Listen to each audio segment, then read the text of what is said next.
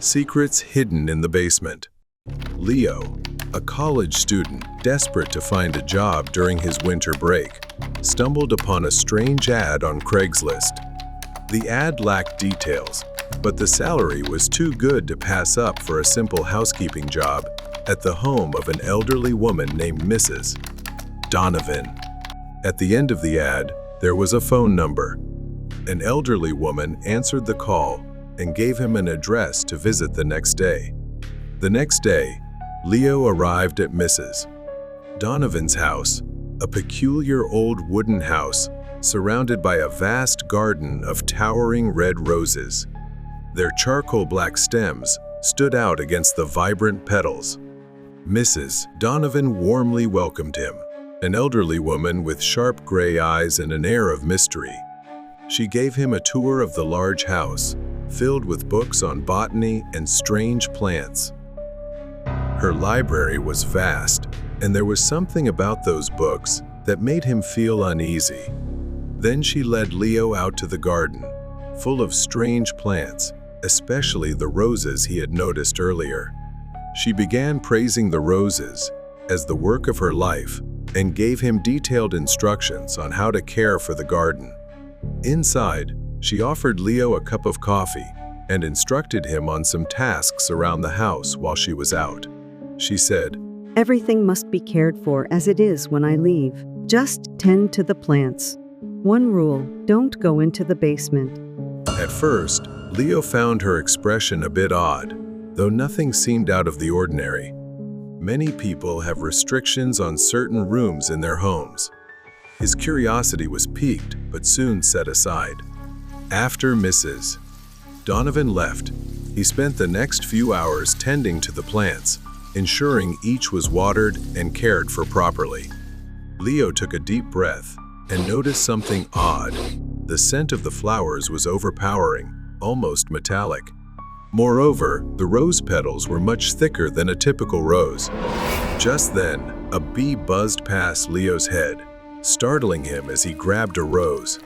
The red petals crumbled in his hand, but something was strange. His hand felt slick and sticky. Leo opened his palm. A thick red liquid oozed from the broken petals, staining his hand. It was unlike any flower Leo had ever seen. It looked like blood. Shuddering, Leo rushed back inside to wash his hands. Suddenly, he heard an echoing noise from the basement. It grew louder, like a cry for help. Despite Mrs. Donovan's strict instructions, curiosity and concern drove Leo to the basement door. He descended the stairs, the faint light from his phone illuminating a metal door hidden at the end of the hallway. A faint whimper sent chills down his spine. Something was terribly wrong behind that door. With trembling hands, he pushed the door open, revealing a dimly lit room. Iron cages lined the walls. From one of them, he heard a faint plea for help. "Help me." Then he saw her, a young woman curled up in the corner of a cage, her pale face covered in scratches, her body showing signs of severe malnutrition. Leo was shocked and horrified. The woman explained that Mrs. Donovan had kept her imprisoned and fed her body to her monstrous plants. Just as he began planning her rescue, he heard the front door open. Mrs. Donovan had returned unexpectedly. As she entered, dragging a large suitcase behind her, Leo tried to remain calm, pretending everything was normal. She squinted, tilting her head as she studied him. "You look pale. Are you okay?" Mrs. Donovan's smile vanished. Her gaze shifted toward the basement door, then back to Leo. "You went somewhere you shouldn't have, didn't you?" Mrs. Donovan suddenly grabbed a pruning knife from her suitcase and slashed at Leo. He dodged, the blade striking wood and splintering it. Leo shoved a chair forward, knocking her off balance, then sprinted toward the basement, slamming the door behind him and locking it with a rusty latch. Leo reached for his phone but realized it was missing. Panic surged within him. Then he remembered the landline phone in the kitchen. He needed to get there without being caught by Mrs. Donovan. Leo spotted a broom and an old coat in the corner of the basement. Quickly, he propped the broom against the wall, draped the coat over it to mimic a human figure, then grabbed a pipe from the floor and hurled it against the wall to create a loud noise. The distraction worked. As she stormed through the door, it gave Leo just enough time to slip into the kitchen. He dashed to the phone, grabbed the landline, and dialed 911 with trembling hands. She realized and quickly returned. Leo grabbed a pan from the counter and struck her arm, causing the knife to drop to the floor. Help! She's trying to kill me. Leo screamed into the phone, his voice desperate. Leo dodged, grabbed a bottle of fertilizer from the counter, and hurled it into her face. The powder temporarily blinded her, giving Leo a chance to grab the knife and point it at her. Her wild grin sent shivers down his spine. The front door burst open, and police stormed in. Mrs. Donovan lunged desperately at Leo, but the officers tackled her to the ground and restrained her. Shortly after, her garden was destroyed and burned to ashes by authorities. They uncovered the horrifying truth about Mrs. Donovan's experiments with carnivorous plants that thrived on blood and human flesh. The truth about her dark experiments was revealed. She was sent to a mental institution where she would spend the rest of her life. This nightmare was something Leo would never forget. The darkness from the Myers house. I used to work for DoorDash a few years ago, wandering through the maze of New York City at midnight to earn a few extra bucks.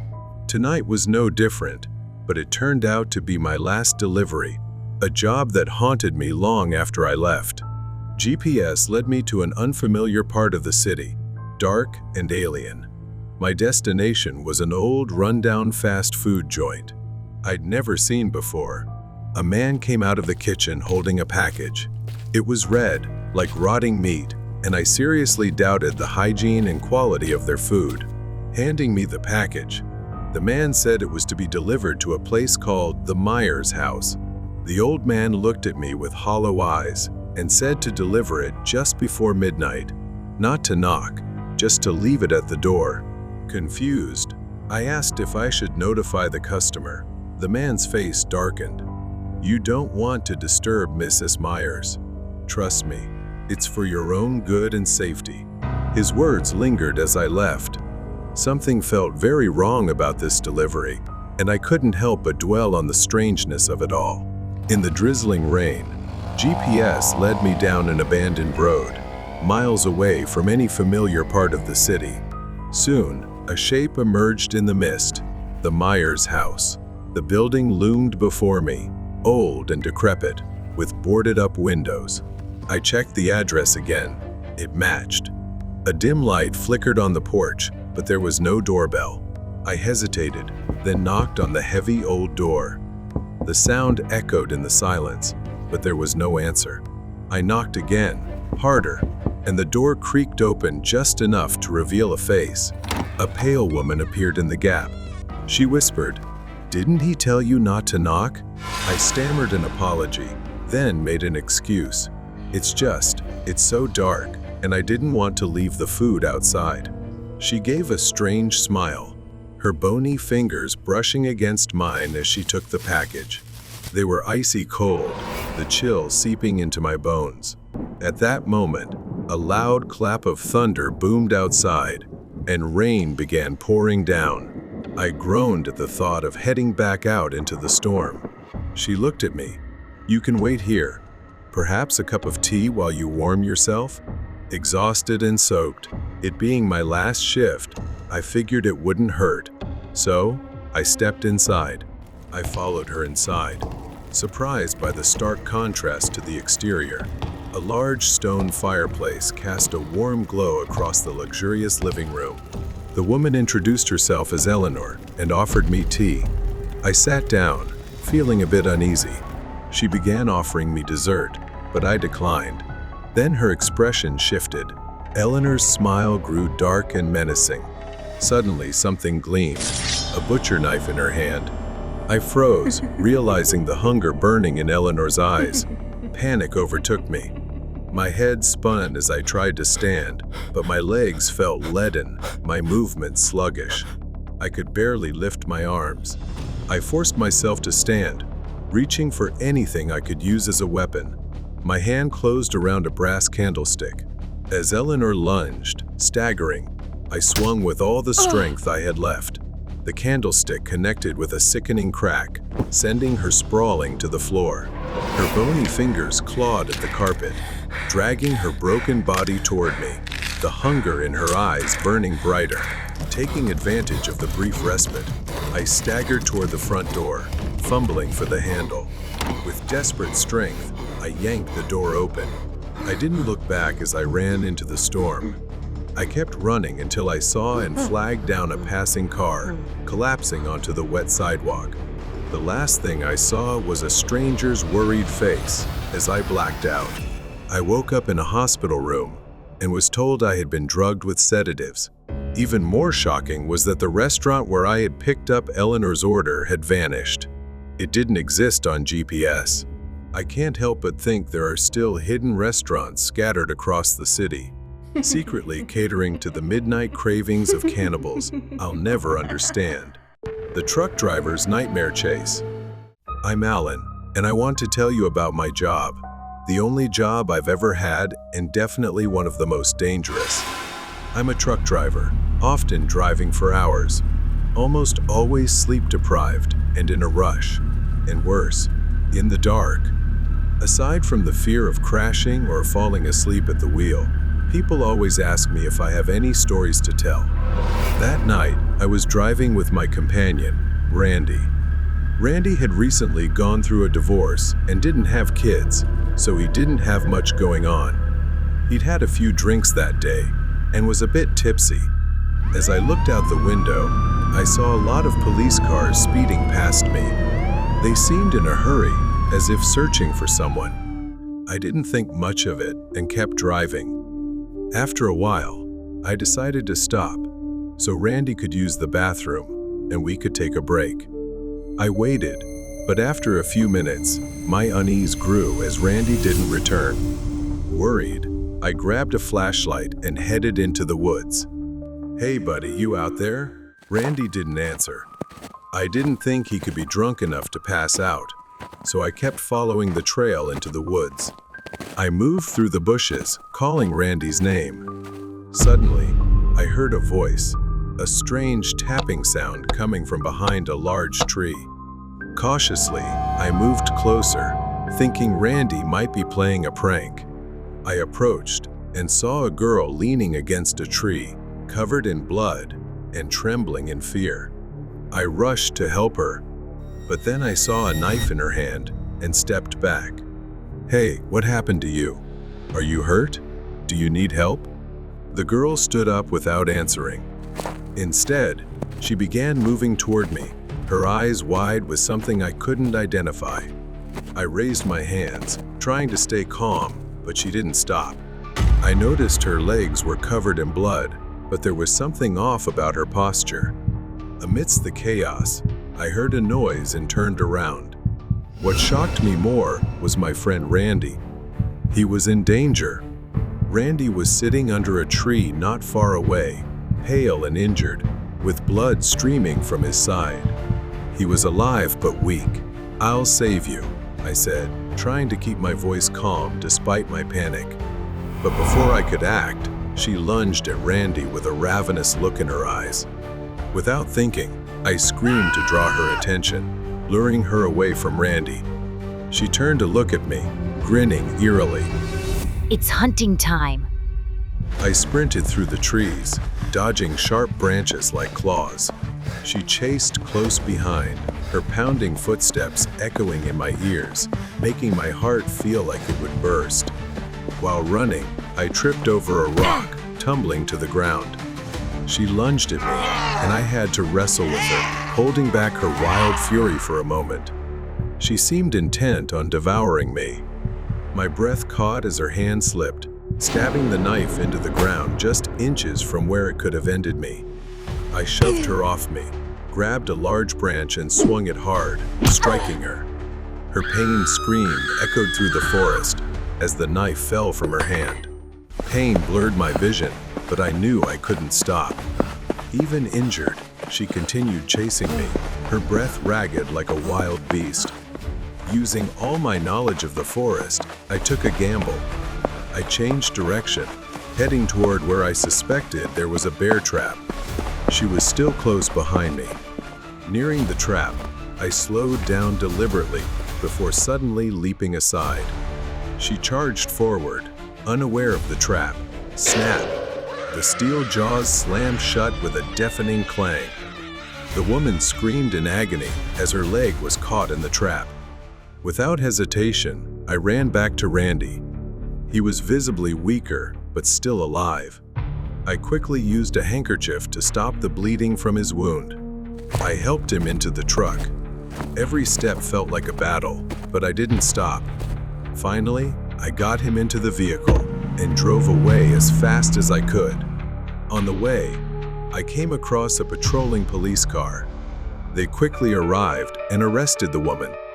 They said she was an outcast living in the forest, hunting and attacking anyone who wandered into the area. Even her clothing had belonged to previous victims.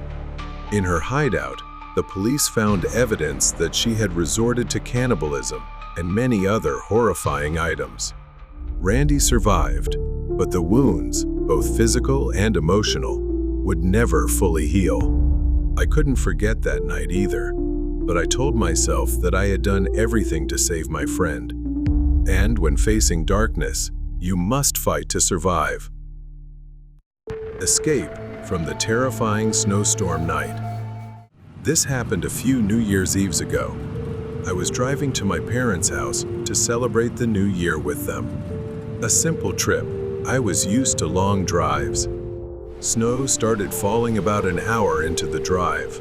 Light at first, but it kept coming until I found myself in the middle of a snowstorm. The highway grew slippery, and visibility dropped to near zero. My car, a small one, wasn't built for driving in the snow. The tires slid even on the smallest incline, and I realized I needed to stop. I texted my parents about my situation to reassure them, but honestly, I wasn't so sure myself. An hour passed, and the snow only got worse. I began worrying about running out of gas or draining the battery by keeping the heater on too long. I kept the engine running, hoping the storm would ease. The wind howled outside. I began to feel the weight of isolation when I glanced in the rearview mirror and saw headlights cutting through the storm behind me. I felt an overwhelming relief as a snowplow stopped beside me. Finally, someone had come to help. The truck slowed and stopped beside me. It was the driver, a man leaning out the window. He was an older man, perhaps in his late 50s, wearing a thick coat and a black knit cap pulled down over his ears. I expected him to say something, but he just stared at me for an uncomfortably long moment. His voice was hoarse, like someone who had smoked for years. "Are you okay?" he asked. I told him I didn't think my car could handle the conditions, and he said to get in, that he'd take me somewhere safe. He got out of the truck. I hesitated. I didn't know this man, and he seemed a little strange, but he appeared sincere. The storm was relentless, and staying wasn't an option. "All right," I replied, then asked if he could take me to my destination. He didn't answer right away, his eyes darting quickly behind my car, as if looking for something. Then, without a word, he told me to get in. The warmth inside the snowplow was a relief compared to the biting cold outside. We didn't talk much during the ride, but as the minutes passed, I began to sense something strange. As I glanced out the window, I realized we weren't heading toward my parents' house. The surroundings looked unfamiliar. A lingering unease crept in. I asked, trying to sound casual, "Are we going the right way?" The driver didn't look at me and said it was a shortcut. At least GPS showed we were going the right way, so I figured I was just being paranoid. I glanced around the truck. Everything was a mess. Empty whiskey bottles and torn maps stuffed into the side compartments. My eyes stopped at something wedged between the seats. A knife, half hidden under the chair. Suddenly, I saw a small house ahead, the only house I'd seen after a long stretch of emptiness. I knew I had to act before something bad happened. A sense of foreboding washed over me. I waited until we got closer, took a deep breath, grabbed the door handle, and kicked the door open as hard as I could. I flung the door wide and ran into the snowstorm. The blizzard made visibility almost zero. The thick snow slowed my steps, but I pressed on toward the faint light of the wooden house. Behind me, I could hear him shouting, but I didn't stop. The snowplow driver didn't give up. He rummaged through the glove compartment and pulled out a handgun, yelling, "Get back here! You're not going anywhere!" As I neared the house's door, he fired the gun. I thought I'd used up all my luck when the bullet grazed my shoulder, leaving a painful wound. Staggering, I banged on the wooden door, shouting for help. A man appeared with a shotgun in hand. Before I could explain, he seemed to understand and quickly pulled me inside, slamming the door shut. He stayed outside, shouting, his eyes wild and unrelenting. He fired the gun again, the bullet shattering a large piece of the window. The hunter, with no other choice, opened the door and charged outside with the shotgun. The two of them wrestled in the blizzard, the gun falling from their hands. I couldn't just stand there. Before he could act, I picked up the shotgun and aimed it straight at him. As he hesitated, the hunter took the opportunity to tackle him to the snow-covered ground and tied him up with a rope. A short while later, the police arrived, and he was arrested. I was so grateful to the hunter for saving me, and relieved I had made the right decision to jump out of that truck. The nightmare trip on Christmas Day. In December, my girlfriend Charlotte and I were driving to the Poco Mountains. We had rented a small wooden cabin that looked super cozy, decorated with Christmas ornaments, and had a beautiful view. That night, there was a snowstorm forecast, so we left a bit earlier to have time to buy groceries. After that, we headed straight to the cabin. The house was surrounded by forest, and we had to make several trips from the car to bring everything inside. I did the usual things, like checking the fridge, turning on the TV to see if there was cable or Netflix, and looking out all the windows to make sure everything was fine. Then there was a basement for recreation. I went down to check it out. It was quite large compared to the size of the house. It felt detached from the cabin, dark, and rather chilly. Then there was a knock on the front door. I hurried upstairs to answer it. I was surprised and confused to see a guy who looked like he was in his late 40s. He wore gray sweatpants and a tattered tan jacket. He smiled at me and asked, How's everyone doing? I started asking if he was the owner. He introduced himself as Tom and said he ran the place with his brother. Tom said he lived just up the road if my girlfriend and I needed anything. At that moment, I found it a bit odd that he knew I was with my girlfriend. He left quickly. We continued watching a Christmas movie and enjoying the quiet, but an uneasy feeling started to creep in. When I went to shower, I was startled as the water suddenly turned ice cold. I quickly got out and texted Mike, the cabin owner, asking if there was an issue with the water heater. Mike replied a while later, saying he'd send someone to check it the next day. Around midnight, we woke up to loud banging on the front door. Charlotte shook me awake, terrified. I said I'd check to see who it was, but she was terrified, begging me to stay in the room and keep quiet. The knocking continued, growing louder and more persistent, before suddenly stopping. We sat upright in silence for a few minutes, whispering to each other. I went to lock the bedroom door to feel safer, After a while of staying alert, we eventually fell asleep. The next morning, there was a lot of snow outside, and it was a cloudy, gloomy day. I stepped out to clear the snow off my car. While doing so, I noticed fresh footprints in the snow. They circled around the house. I heard footsteps approaching, and I saw Tom suddenly appear. He said, Is everything okay? I started telling him about what we had experienced the previous day. He even laughed at me, saying I was being paranoid, and assured me he would help check the water heater, which we had complained about earlier. Tom offered to check the water heater. Reluctantly, I agreed to follow him to the basement. At that moment, I texted Mike that Tom was here and helping me check the water heater, but Mike hadn't replied yet. Once in the basement, Tom said he needed to grab some tools from the house next door. But then, he slammed the door shut, startling me, and I had no idea what was happening. Then I heard the click of a lock, indicating the door had been locked. Before I could react, my phone buzzed with a message from Mike. He texted, "Is Tom the plumber's name?" I replied, "No, he said he's your brother." Mike then replied, "No, who is this person?" Frozen with fear, I sent a voice message. "Help me. He's here, I'm trapped, and my girlfriend is in danger." Just then, Charlotte's scream rang out. I panicked, banging on the door. A moment later, the door finally opened. In a panic, I ran upstairs and saw Tom restraining Charlotte, covering her mouth. She saw me, and while he was distracted, hit his hand. In pain, he pushed her away.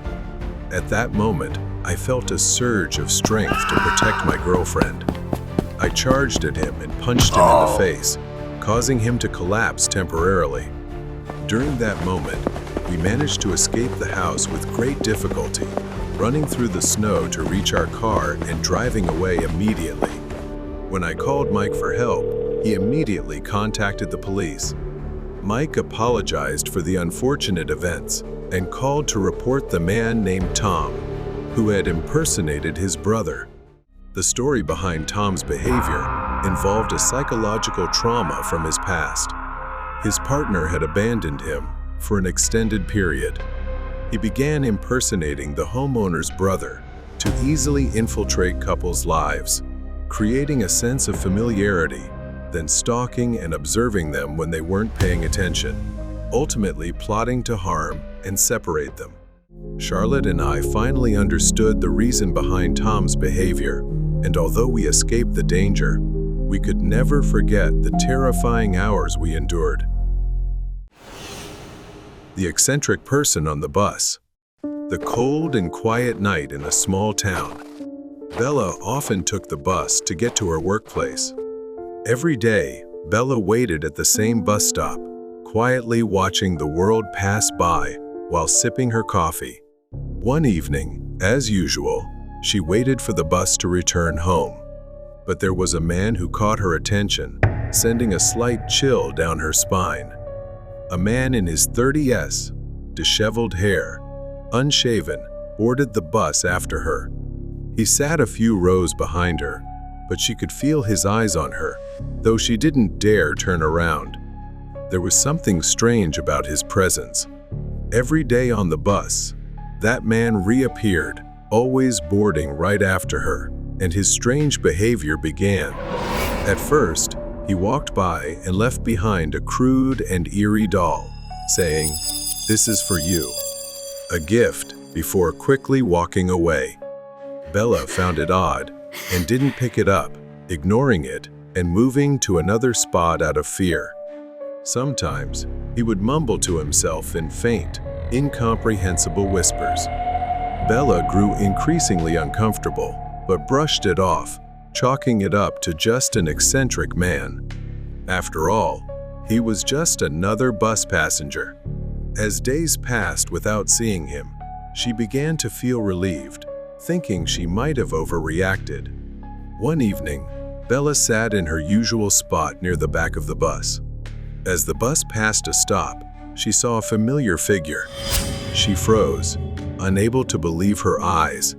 Then he boarded the bus. She avoided looking at him, pretending not to notice. She sighed in relief as he walked past, but her relief didn't last long as he doubled back and sat right next to her, despite plenty of empty seats around. She didn't dare move. He didn't look directly at Bella, but occasionally glanced at her from the corner of his eye. Then, suddenly, he turned his head toward her, locking eyes with her for a brief moment. His eyes were wide, unblinking, and hollow, sending chills down Bella's spine. At the next stop, he said nothing, simply placed a small piece of paper in her hand and got off the bus immediately, leaving her stunned. Throughout the ride, I didn't dare to open it. When I finally did, curiosity got the better of me. The note read, "I will follow you." Bella's heart raced as she hastily got off the bus. Bella hurriedly stepped off the bus and started walking faster, but then she heard footsteps behind her. When she turned around, no one was there. As soon as she entered her room, she locked all the doors and pulled the curtains tight, trying to shake the feeling of being watched. But then, from the window, she saw his figure lurking at the edge of the road, watching her. She couldn't tell if it was real or just her imagination driven by fear. The next day, Bella took a different route to work, avoiding buses entirely. But paranoia crept in. She began to feel like someone resembling the man from the bus was watching her from alleys, observing her from afar. Then the nightmare struck. A cold hand grabbed her wrist. Startled, she turned around in shock to see him, the man who had been following her from the bus. He gripped her tightly and said in a chilling voice, "You don't need to be scared. I just want to make sure you're safe." Bella was too terrified to think, only desperate to escape. She screamed, "Let me go," but it didn't change anything. His eyes were locked onto hers, unblinking. Luckily, Bella had prepared for the worst. She pulled a can of pepper spray from her pocket and sprayed it into his face, leaving him writhing in pain and temporarily blinded. Terrified, she ran without looking back and collapsed at a small roadside diner nearby, seeking help. He was apprehended shortly after being reported. He confessed that his obsession with Bella stemmed from her uncanny resemblance to his late girlfriend, who had died in a bus accident he couldn't prevent. He was diagnosed with PTSD, and seeing Bella on the bus had triggered his obsession. The man was later admitted to a facility for treatment. Bella, though still haunted by the events, found solace in knowing that the man wasn't truly a threat, but a broken soul lost in his past. But after all, everything had finally come to an end. The price of the silent one. I glanced at the clock. It was past midnight. I thought it was time to head home. I left the lab late one evening after a long day of experiments. The night was dark, the streets deserted, and the cold air biting at anyone daring to venture out. The road was empty, and the only sound was the distant howl of the wind. As I drove, I suddenly noticed something moving by the roadside. A figure, a girl, walking alone in the desolation. She seemed disoriented, wearing a red coat, her head bowed, and her posture rigid, standing out under the dim light. Something about her felt off, so I slowed my car and came to a stop. I asked her if she was okay. "Do you need a ride?" The girl didn't reply. She kept walking, her steps slow, as if she didn't even notice my presence. Finally, the girl stopped, and she slowly turned around.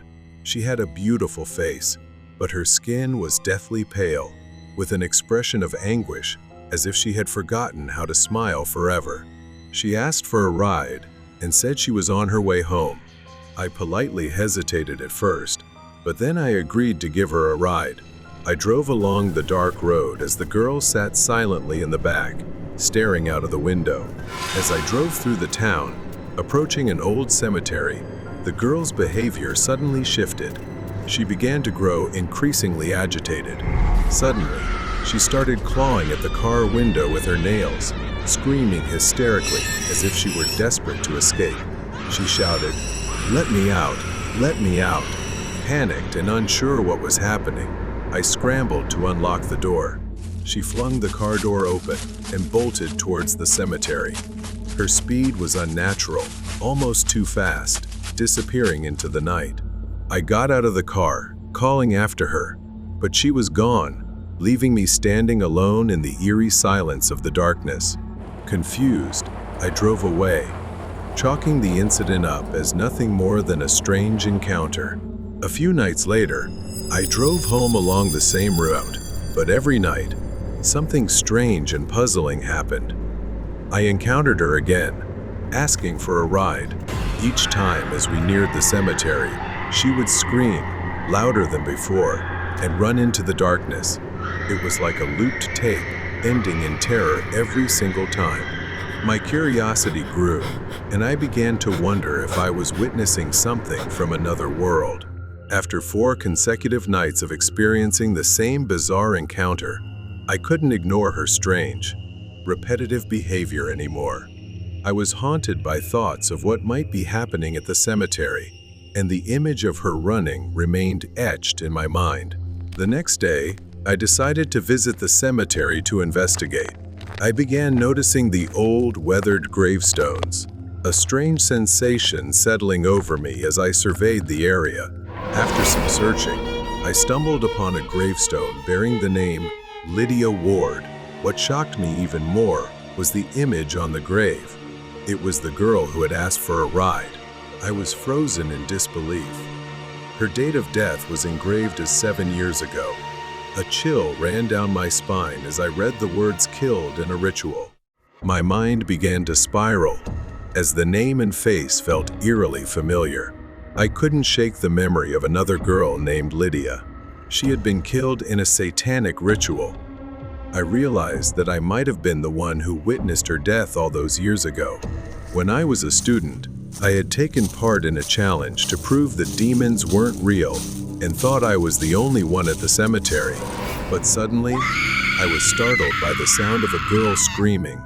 I followed the sound and discovered 3 men torturing a girl. I hid behind a bush to avoid being seen and watched as the men carried out what appeared to be some kind of satanic ritual. When the ritual ended, I thought it was over, or perhaps just a bizarre performance.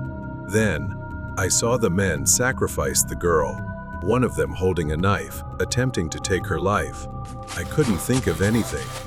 I was terrified and quietly ran away. I acted like a coward, staying silent to avoid getting myself into trouble. My thoughts are now clouded by guilt and confusion. I was one of the last people to see Lydia alive. I feel responsible for not doing more, for not intervening when I saw her that day. I spent the next few days researching Lydia's death. I dug through old police records, spoke to former classmates, and visited the university archives. I discovered that Lydia's death was a tragic and mysterious event. Some students at the school had joined a cult-like group that conducted rituals in the cemetery, and Lydia was their victim. Although the police investigated, no one was convicted. My guilt grew as I realized that I had been there that day but was too afraid to intervene. Perhaps that's why her spirit has come to me. As I dug deeper into everything, I began experiencing strange occurrences. I constantly heard whispers in my home, and at night, Lydia appeared every night, standing at the foot of my bed with her sunken, sorrowful eyes, her mouth whispering softly. My room always felt cold, the air thick and heavy, as if her grief was pressing down on me. I began to wonder if Lydia's spirit was trying to tell me something. Perhaps her murder was tied to a larger conspiracy, and only I could uncover the truth. I returned to the cemetery. I felt her presence guiding me, leading me to a hidden spot behind an old mausoleum. I discovered numerous symbols etched onto the old stone walls and trees surrounding the cemetery. They resembled symbols used in ancient satanic rituals. My hands trembled as I took photos. The cult had used this place. Lydia had died here, sacrificed to summon whatever they worshipped. Piecing together everything I knew, I realized that Lydia's death was only part of a larger ritual that was taking place. The cult had used the lives of innocent people to summon dark forces, and Lydia was the final sacrifice. Overwhelmed by the truth, I knew I couldn't let this mystery remain hidden and unanswered any longer. I finally gathered enough evidence, photos, documents, symbols, to bring to the police and share what I had hidden and discovered. I knew that my actions were the only way to free her soul. The police finally launched a comprehensive investigation into the cult's activities, arresting several former students and members who had participated in the rituals. In the end, justice was served for Lydia, and her soul could finally rest after 7 years of torment. In the final moments, I visited Lydia's grave once more. This time, as I stood before her grave, I felt a sense of peace wash over me. By uncovering the truth, I had redeemed myself, and now I could let go of the guilt that had haunted me for so long. As Rick turned to leave, he glanced back and saw a figure standing in the distance, Lydia's red coat billowing in the wind. He smiled softly, knowing she was no longer trapped, but finally free. The strange man in the snow. Last winter, I went to a small cabin owned by my uncle in Mountain Valley. I finally reached the cabin after a long 3-hour drive, the tires crunching on the frozen ground. Stepping out of the car, the cold bit through my coat. Almost immediately, a boy around 15 or 16 years old ran out of the cabin. He was young and smiling. His eyes looked tired, as though he hadn't slept in days. He took my luggage and guided me inside. I stepped inside the cabin. It was simple and rustic. A fireplace stood in the corner, with wood neatly stacked beside it. The boy explained how cold it got at night, his voice unusually calm. I told the boy I would go skiing and asked if he could prepare dinner for me while I was out. He nodded with that strange smile. I dressed in my ski gear, excited to hit the slopes. I began skiing through the forest, where all the trees were bare. Halfway down, snow started falling, thick and fast.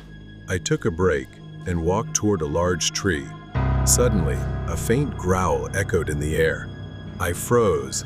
Standing next to the tree was a man looking up at the sky, his face covered in falling snowflakes. His neck was unnaturally long, and his shoulders jutted out at odd angles. He didn't move at all. This man was unsettling. I quietly stepped back, avoiding sudden movements so as not to disturb him. I just wanted to get back to the cabin. I stepped cautiously, but accidentally crushed a twig underfoot. A loud snap broke the silence. The man looked down, his eyes glowing like those of a wild animal. Blood was smeared across his mouth, and his right hand clutched a dead rabbit, its belly torn open. The man wiped his mouth with his other hand and smiled wickedly. Panicked and frantic, I bolted through the forest, snow crunching under my boots. I didn't look back. I didn't want to know if he was following. I burst through the cabin door, slamming it shut behind me. I quickly locked it. The teenager noticed something was wrong. He came out of the kitchen, and I shouted to call the police immediately. He calmly replied, "There's no service here, sir." I checked my phone, and he was right. There was no signal. "What's going on, sir?" the boy asked. I realized I couldn't tell the boy the truth about the man. I didn't want to scare him. So, I lied and said I had heard wild animals in the forest. After a while, I calmed down, embarrassed by my overreaction. Perhaps I had exaggerated it too much. While having dinner, the lights suddenly went out. A heavy snowstorm had started outside, and I could hear the windows rattling from the fierce wind. I wondered where the boy was and realized I never knew his name. Suddenly, I heard footsteps crunching on the snow outside. I slowly turned my head toward the large window. Near the fireplace, the light illuminated a bloodied hand pressed against the outside of the living room window. His bloodied hand was pressed against the glass. It was the man I had seen in the forest. His face was pressed against it, smearing blood across the surface as he grinned, staring directly at me. The man's mouth gaped open, his tongue licking blood around his lips. His unblinking eyes were fixed on me. Then the boy walked in, as if he had been hiding, and looked at the man through the glass. He wasn't scared. He was almost amused. His smile mirrored the man's grin. "That's my father," he said. I froze for a moment, then grabbed the car keys off the wall. I flung open the front door and ran barefoot into the storm. I didn't care. I just wanted to get away from the cabin. The boy's laughter followed me into the night. I hurried to the car, driving for 2 hours, barely able to see through the snowstorm. I didn't stop until I reached the next hotel. Once I was safe, I called my uncle. His answer sent chills down my spine. "What boy? There's no caretaker at the cabin. No one else is supposed to be there." Horrified, I realized I had spent hours in that cabin with complete strangers. The next morning, I reported it to the police. They went with me to the cabin. It was empty. My belongings were gone, and the cabin was spotless, as if no one had ever been there. A chill ran down my spine. I didn't know what those people wanted, but I would never stay in an isolated cabin again. The madman at the cinema.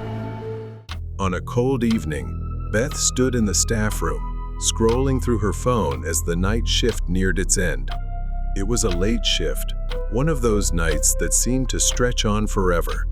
It was a small, slightly run-down cinema with just one screen. Snow was falling heavier outside, and she was eager to get home after a long night of cleaning.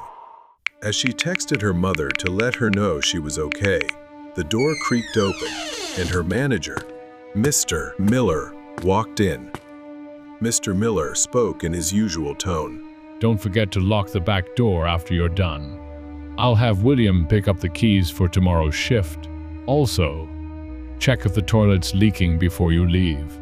Beth sighed, not thrilled about the last-minute request. She nodded and bid her manager goodbye before he left her to finish her tasks. Beth worked as part of the cleaning crew, but the cinema felt eerily empty after the final screening ended. As Beth walked down the rows of seats, sweeping up popcorn and other debris, a chill ran down her spine. Something about the atmosphere tonight felt different, though she couldn't put her finger on it. Beth's phone buzzed, and she picked it up.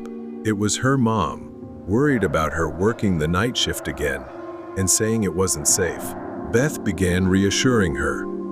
Beth hung up. With a sigh, she turned on some music on her phone and placed it on one of the red seats in the theater as she continued cleaning. Suddenly, she heard a noise, a faint sound, almost like glass shattering. It came from the emergency exit. Beth called out, Who's there? but no one answered. She stopped the music and started toward the emergency exit, which opened to reveal a long hallway with flickering lights. Is anyone out there? Hello? She continued walking, then froze in front of a shattered window. Glass lay scattered on the floor, along with a large rock that someone had likely thrown from outside. She wasn't alone. Beth instinctively reached into her pocket for her phone, but then she remembered it was still on the seat in the theater. She hesitated. Should she go back for it? But things were becoming more complicated. Without wasting another second, Beth hurried back to the theater. As she rounded the corner, Beth froze. Standing at the end of the hallway was a shadowy figure. He had his back to her, swaying unnaturally, like someone who had lost control. His clothes were disheveled, and his hair was a mess. Beth tried to quietly sneak away, but then he turned around, her stomach sinking as she froze in place. The light illuminated his horrifying face. He wore a sinister grin, like a grotesque mask, a mix of burns and hollow, bloodshot, crazed eyes. As she faced him, he revealed his dark intentions, saying, I've been waiting for you. I will have you. Beth stumbled back toward the theater as the man began chasing her, laughing and running like a madman. When she reached the seat where her phone lay, she grabbed it and ran deeper into the theater, hiding behind the rows of seats. Her hand reached for a mop nearby, ready to defend herself. Beth tried to call the police, but before she could speak, the emergency exit door burst open, and the man lunged in with a chilling, raspy laugh. She dared not breathe or move, but then she felt breathing above her head, freezing her in place. He suddenly appeared behind the seat, laughing in amusement. You can't hide forever, Beth. I can hear your little heart racing. Terrified, Beth ran, instinctively grabbing anything she could and hurling it at him to slow him down, throwing him off balance. Beth quietly crawled under the seats, making her way toward the exit. She was almost there and bolted for the door, but he noticed her movement at the last second and lunged at her. His icy hand grabbed Beth's hair. He yanked her back violently, causing her immense pain. Beth screamed, kicking with all her strength. Desperation surged within her as she grabbed a sharp piece of debris. She stabbed his hand, leaving a deep gash. He howled in pain, letting her go just long enough for Beth to get up and run toward the exit. She slammed the door shut, locking it and blocking it with a stick, despite his screams and pounding. I'll be back. I'll find you. She ran outside, barely noticing the cold, trembling as she called for help. Later, the police revealed that the man had been stalking Beth for weeks, even poisoning her cat to cause her grief. Beth was horrified.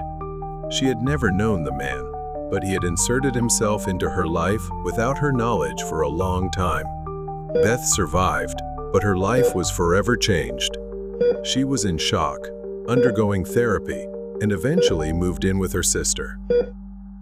Escape your pursuer at Dunkin' Donuts. Isa worked the night shift at her uncle's Dunkin' Donuts, a small, quiet spot off a lonely highway, struggling with boredom as a violent storm raged outside. Her phone battery died, flickering before finally shutting off. With a sigh, she plugged it into the charger. The empty Dunkin' Donuts felt eerily quiet. Feeling sleepiness creeping in from the stillness of the night shift, Isa got up and headed to the back to make herself a cup of coffee. Trying to stay alert, Isa sat at the corner table, sipping her coffee. The sound of the storm seemed to press in from all directions, making her feel unusually uneasy in the empty store. Just as she took another sip, the power went out, plunging the store into darkness. The bell above the door rang, signaling someone had entered. Isa froze. She wasn't expecting anyone, especially during this storm. Blinking, she slowly moved toward the counter, the only light coming from a nearby candle. As Isa lifted the candle, the pale face of a woman emerged from the shadows. Her hair was disheveled, her pants torn in multiple places, and her shirt dotted with what looked like dried blood. Isa, horrified, exclaimed, Oh my God, you scared me. What happened to you? Are you okay? The woman's eyes were wide with fear, an expression haunted and desperate. Please. She gasped. You have to help me. He's coming. If we don't move fast, he'll kill me. Before Isa could respond, headlights swept across the window. A blue pickup truck pulled into the parking lot. The woman grabbed Isa's arm with surprising strength for someone so frail. We need to hide. Now. Isa led her to the storage room and locked the door. Chaos ensued as the front door of the store opened again, this time revealing a man in his 40s with cold, sharp eyes. Isa forced a smile, trying to stay calm and keep him from suspecting anything. Good evening. Can I get you something? The man didn't answer immediately. his eyes darting toward the back room, where the door was slightly ajar. I'm looking for someone. A woman. She came in here, didn't she? Isa shook her head and said it was just her there. Isa was on high alert. The man kept his hand fidgeting in his jacket pocket, as if ready to pull something out at any moment. He seemed unconvinced and stepped closer to the counter, his cold, calculating eyes fixed on her. Are you sure? Things felt wrong. Before Isa could respond, the backroom door burst open. The woman dashed out, holding a fire extinguisher. Run! She shouted as she sprayed water into his face, then unleashed a torrent of foam, forcing the man to stagger back, momentarily blinded. They grabbed a baseball bat from behind the counter and bolted out the back door into the raging storm, disappearing into the pitch-black night. Freezing, they ran toward the woods. The man wasn't far behind, his flashlight beam cutting through the darkness as he shouted threats. Finally, they found an abandoned wooden cabin, dilapidated and isolated, its door hanging loosely on its hinges. They immediately began barricading the door with an old table. What now? Isa whispered. The woman pulled out a small knife from her pocket and told Isa that, if necessary, they would face him. She had been running from him for weeks and decided it was time to stop hiding. He arrived and began pounding on the door, trying to force his way in. Isa and the woman exchanged a look, bracing for whatever would happen next. He burst through the door. The woman charged at him, knocking him off balance. Isa, trembling but determined, swung the baseball bat hard at his head. He collapsed to the floor, dazed. The woman quickly grabbed a rope from the cabin and tied the man up while Isa used his phone to call the police. When the police arrived, they uncovered horrifying evidence in his truck, tools for murder and belongings from previous victims, women he had kidnapped and tortured. As the storm began to dissipate, it was finally over. They turned to each other and smiled. Seeking the truth. The city never sleeps, and Kevin does his best to make a living as a night shift taxi driver. He is a hard-working and kind man.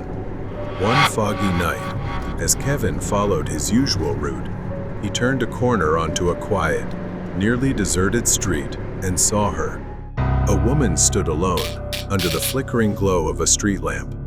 She was dressed in black, her long hair hanging loose, and her pale hand raised to hail his taxi. Something about her seemed off, but Kevin's job wasn't to ask questions, it was to drive. The woman climbed into the back seat without a word, handing him a piece of paper with a hastily scrawled address. The address was unfamiliar to him and seemed unsettling. As they drove through increasingly deserted streets, Kevin tried to make conversation, but she remained coldly silent. When they finally arrived, a decaying, abandoned house on the edge of a forest loomed in the darkness. Kevin stopped the car, unease building as he turned to tell her they had arrived and mentioned the fare. Then Kevin turned around to find the back seat empty. The door was shut, and the woman was gone, as though she had never been there. No money, no sound, no trace. Confusion mixed with a hint of anger as he stared into the darkness. He chalked it up to a strange, unlucky night and drove away, determined to forget it. A few days later, Kevin was driving through the city again. Once more, he saw a woman standing by the roadside. She looked eerily familiar. The dress, the posture, the loose hair. Was it the same woman? Kevin wasn't sure. He hadn't paid close attention to her face last time. But this time, she seemed different. She was clutching her stomach as if injured or ill. Her face was pale and strained, as though in great pain. She looked like she was struggling to stay upright. Kevin hesitated, memories of the previous encounter surfacing, but he couldn't ignore her distress and slowly pulled over. He parked by the curb and rolled down the window. Are you okay? She didn't answer, her lips trembling, but after a moment, she slowly looked up. The woman's gaze met his briefly, her wide, haunting eyes struggling to utter a single whispered word. Help! Kevin wasn't the type to ignore someone in need. He told her to get in and said he would take her where she needed to go. She quietly got into the car, her breathing shallow and labored, but she said nothing more. Her presence was icy. She handed him a piece of paper. It was an address near the edge of the forest, close to the previous location. An eerie coincidence. This time, the destination was a hospital instead of an old house. The ride was bizarre. Occasionally, he glanced at her, her hand pressed tightly against her stomach, but she remained utterly still. Her breathing was nearly inaudible, like the distant whisper of the wind, hollow and empty. After what felt like an eternity, Kevin stopped the car, but a cold breeze brushed his ear, sending chills down his spine. Help me! A cold draft swept into the car, making him shiver. When Kevin turned around, the woman was gone. The rear door was wide open, and the seat she had occupied was empty. What the hell is happening? The woman's sudden disappearance left him frozen in place, unsure of what to do. His hands trembled as he locked the doors, quickly started the engine, and drove away as fast as he could. Back at home, Kevin couldn't shake the encounter. Questions gnawed at him. Who was that woman? How did she disappear? And why did she lead him there? Something strange was going on.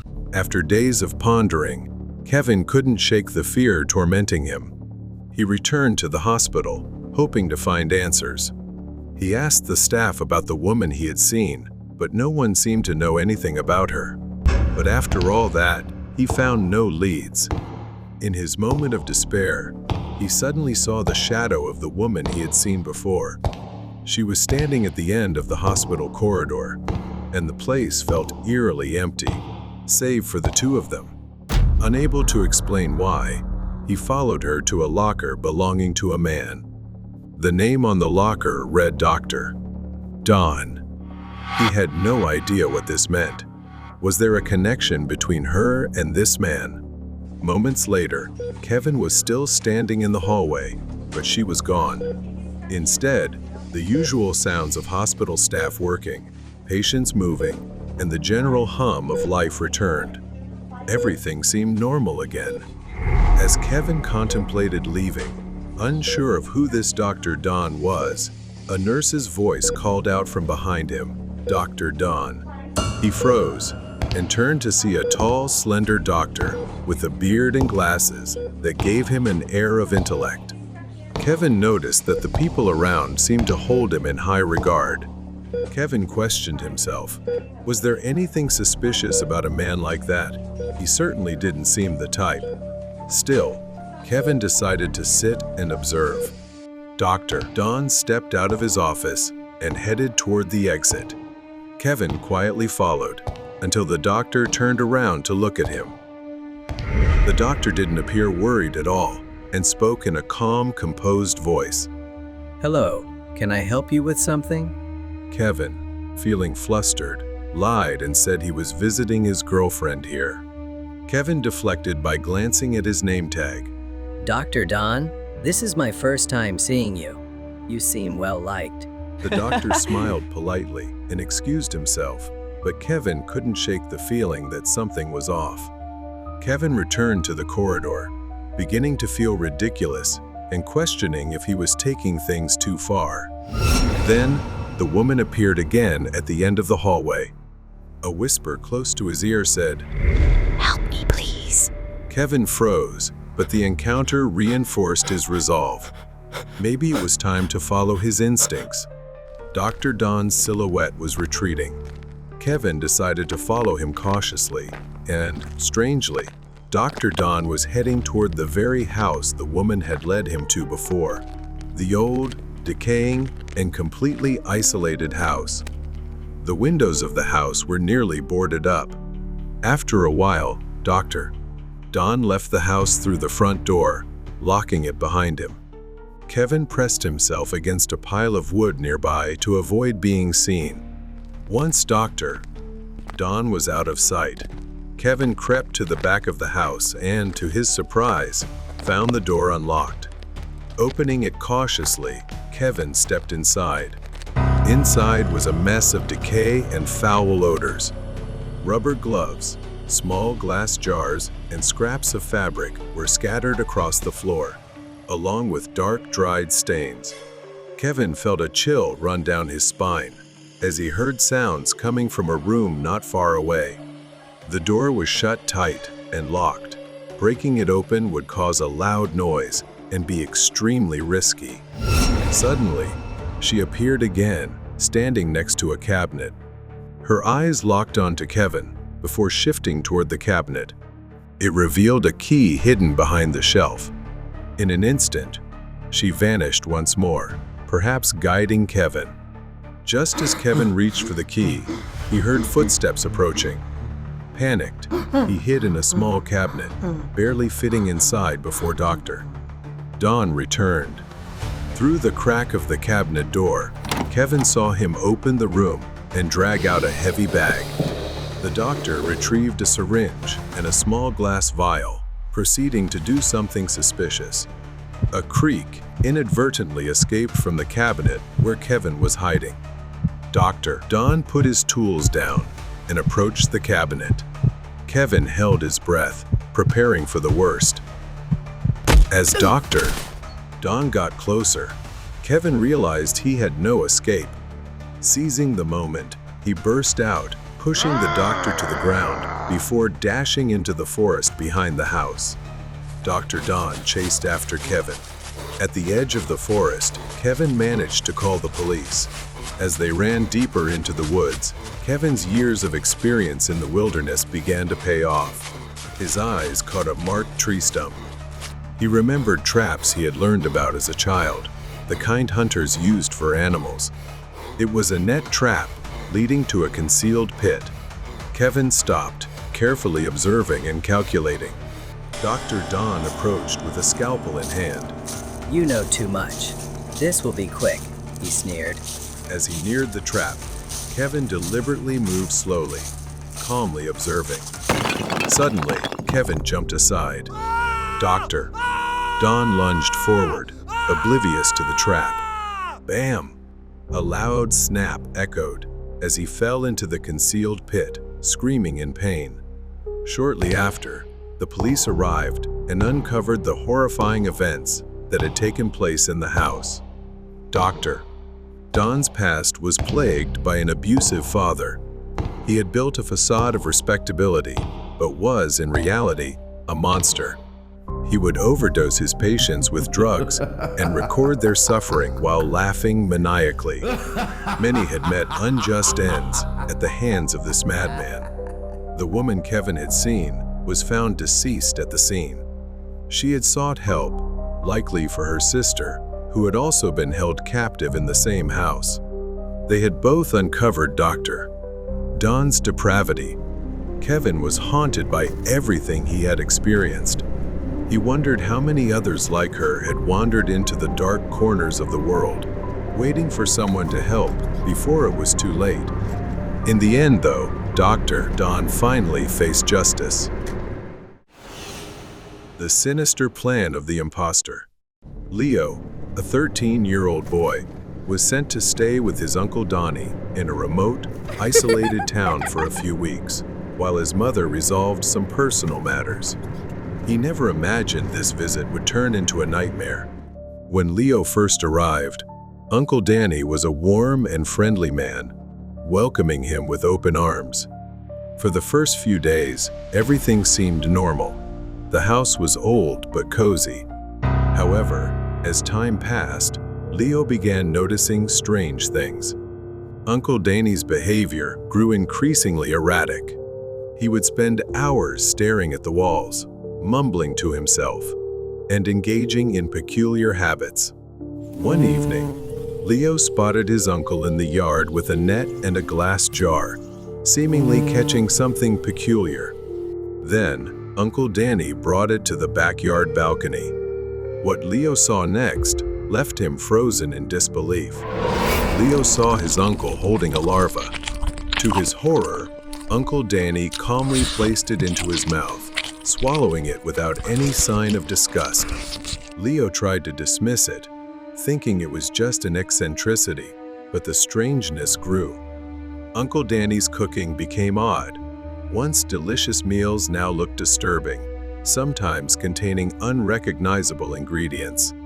One night, Leo started suspecting something far worse was happening. He called his mother, explaining what he had witnessed, but she didn't believe him at first.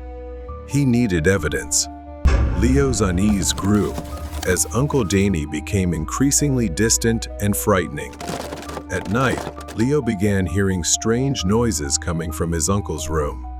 Uncle Danny even avoided eye contact, something he never did before. His smiles became forced and unsettling.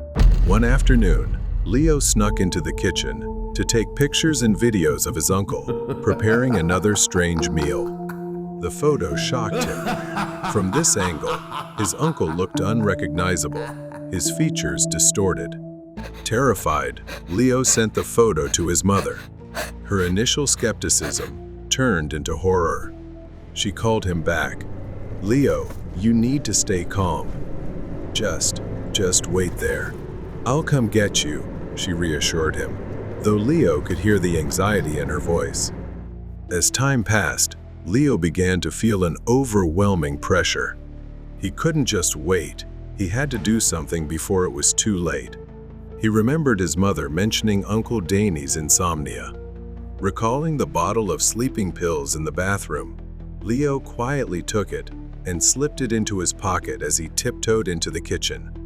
Uncle Danny was there, his back turned to Leo as he prepared something with a foul, frightening smell. Leo quickly crushed the pills and mixed them into the food. That night, Uncle Danny ate the food without suspicion, but he quickly fell into a deep sleep. Leo sat in his room, waiting. The storm outside raged on, and the world beyond seemed to be closing in on him. His mother called again, telling him that a light snowstorm was sweeping through the area, but she would try to get there as soon as possible. Time was running out. Hours passed. Leo couldn't take it anymore. He had to ensure his mother would arrive. He went downstairs, and that's when he saw him again. Uncle Danny approached Leo in a frightening manner, but Leo smiled, acting as though nothing was wrong. Leo told him his mother was coming to visit, and that she said she was very hungry. He asked if Uncle Danny could help him prepare a meal for her. Leo breathed a sigh of relief when his uncle froze for a moment before smiling and agreeing. It felt like a narrow escape. Leo needed to come up with more ways to stall for time until his mother arrived. The upcoming moments would be a living nightmare. After a while, Uncle Danny went to the back of the house, while the snow outside continued to fall heavily. The ticking of the old clock seemed louder in the silence. Suddenly, the doorbell rang. It was a man standing on the doorstep, his face pale and cold. He introduced himself as being from the town hospital, saying that Uncle Danny hadn't shown up for his volunteer shifts in days and hadn't been heard from. Leo didn't know how to respond, unsure if his suspicions were correct, so he simply said Uncle Danny was out. The man left, but Leo's unease continued to grow. Later, while Uncle Danny was away, Leo didn't know what to do, so he began exploring the house and discovered secrets in the basement. When he opened the basement door, the room was cluttered with old boxes and furniture. He found jars filled with strange, wriggling creatures, along with the rancid stench of rotting food. Among the mess, Leo found an old photo of two people, a woman and a man. The man looked strikingly like Uncle Danny, only older and slightly different. The snowstorm worsened. The lights flickered, and eventually, the house was plunged into darkness. Leo used the dim glow of his phone flashlight and slowly crept up the stairs. He wandered toward the living room aimlessly. Then suddenly, a creaking sound came from somewhere in the house. In the living room, through the faint light streaming in from outside, Leo saw a figure sitting on a chair, facing the wall. It was a familiar silhouette. The silence in the room was stifling. Without warning, Uncle Danny suddenly turned around, his wild, vacant eyes glaring at Leo. "You think I didn't know, Leo?" Leo froze, fear washing over him. His heart pounded as if it wanted to escape his chest. He swallowed hard, trying to stay calm, but his hands began trembling. Donnie took a step closer, leaning in, his voice low and tense. "You ate the cake in my fridge, didn't you?" Leo froze, his eyes wide, muttering a vague apology and offering an excuse to deflect suspicion. In truth, he didn't even know the cake existed. Moments later, the lights came back on, and Leo tried to think of a way to stall until his mother arrived. In his anxiety, he recalled Uncle Danny once mentioning a small cellar under the kitchen where he kept special items. He asked his uncle to retrieve an item for him, claiming he was afraid of the dark and confined spaces. Donnie paused, staring at Leo with a puzzled expression. "All right, Leo," he said, his voice slow, as though contemplating something. Then he uttered a chilling sentence. "One last time, I'll indulge you." Danny bent down, yanking the cellar door open. The hinges screeched loudly in the eerie silence as he squinted into the darkness below. The cellar was pitch black, and a musty odor wafted out, forcing Leo to step back to steady himself. As Danny was halfway into the cellar, Leo suddenly heard him let out a cold, menacing chuckle. Then he stopped, looked up at Leo and said, "You know, Leo, there's so much more to discover down here. Would you like to come in?" Leo shuddered, fear rising in his throat. But he managed to keep his composure and immediately declined. Donnie laughed loudly, then continued descending into the cellar. Once he was completely out of sight, Leo realized he had only one chance. But at that moment, Donnie suddenly looked up, his eyes gleaming like a predator spotting prey, shouting to ask what Leo was doing. Leo didn't answer, quickly stepping forward, grabbing the cellar door and slamming it shut with all his strength. Donnie roared from below, his screams a mix of rage and panic. He hurriedly slid the latch to lock the cellar door. From below, Donnie's pounding on the door echoed fiercely. When the police and his mother arrived, Donnie was pulled out of the cellar in a completely unhinged state. He screamed and repeated nonsensical words about the darkness. Leo's mother couldn't believe her eyes, as they had initially believed this man was Uncle Danny. But now, the truth was undeniable. He was a psychiatric patient. During one of Uncle Danny's volunteer shifts at the hospital, where the man was being treated, he had met Danny and felt a strange connection. He became increasingly obsessed with Uncle Danny's life. When Danny mentioned Leo's upcoming visit, he decided it would be fun to experience that life, taking Danny's place. His mother held him tightly after everything they had just learned. It was over, but the pain of the loss and the truth about his late uncle would haunt Leo in sleepless nights to come. The woman disappeared in white clothes. I grew up hearing stories from my cousin, who worked at the local police station. He was the kind of person who had seen it all. But there's one story he told me that always sent chills down my spine, and it's true. This story is about the mysterious woman in white. It all started with a midnight call from a gas station attendant. My cousin's colleague, Officer Nathan, was working the night shift. The attendant claimed he had been robbed, and the thief fled before he called. A woman in a white dress with long black hair, incredibly beautiful. Strangely, the suspect wasn't a masked figure or some shady guy, but a woman. He explained that she had come to him, asking for help because she was lost in the middle of the night. He had gone to the office to notify his boss, But when they returned to the cash register, she was gone, and so was all the money. Nathan, the only officer on duty so late, immediately got in his patrol car and headed to the gas station. It was a deserted road, winding through the woods on the outskirts of town. As Nathan drove, his headlights caught movement up ahead.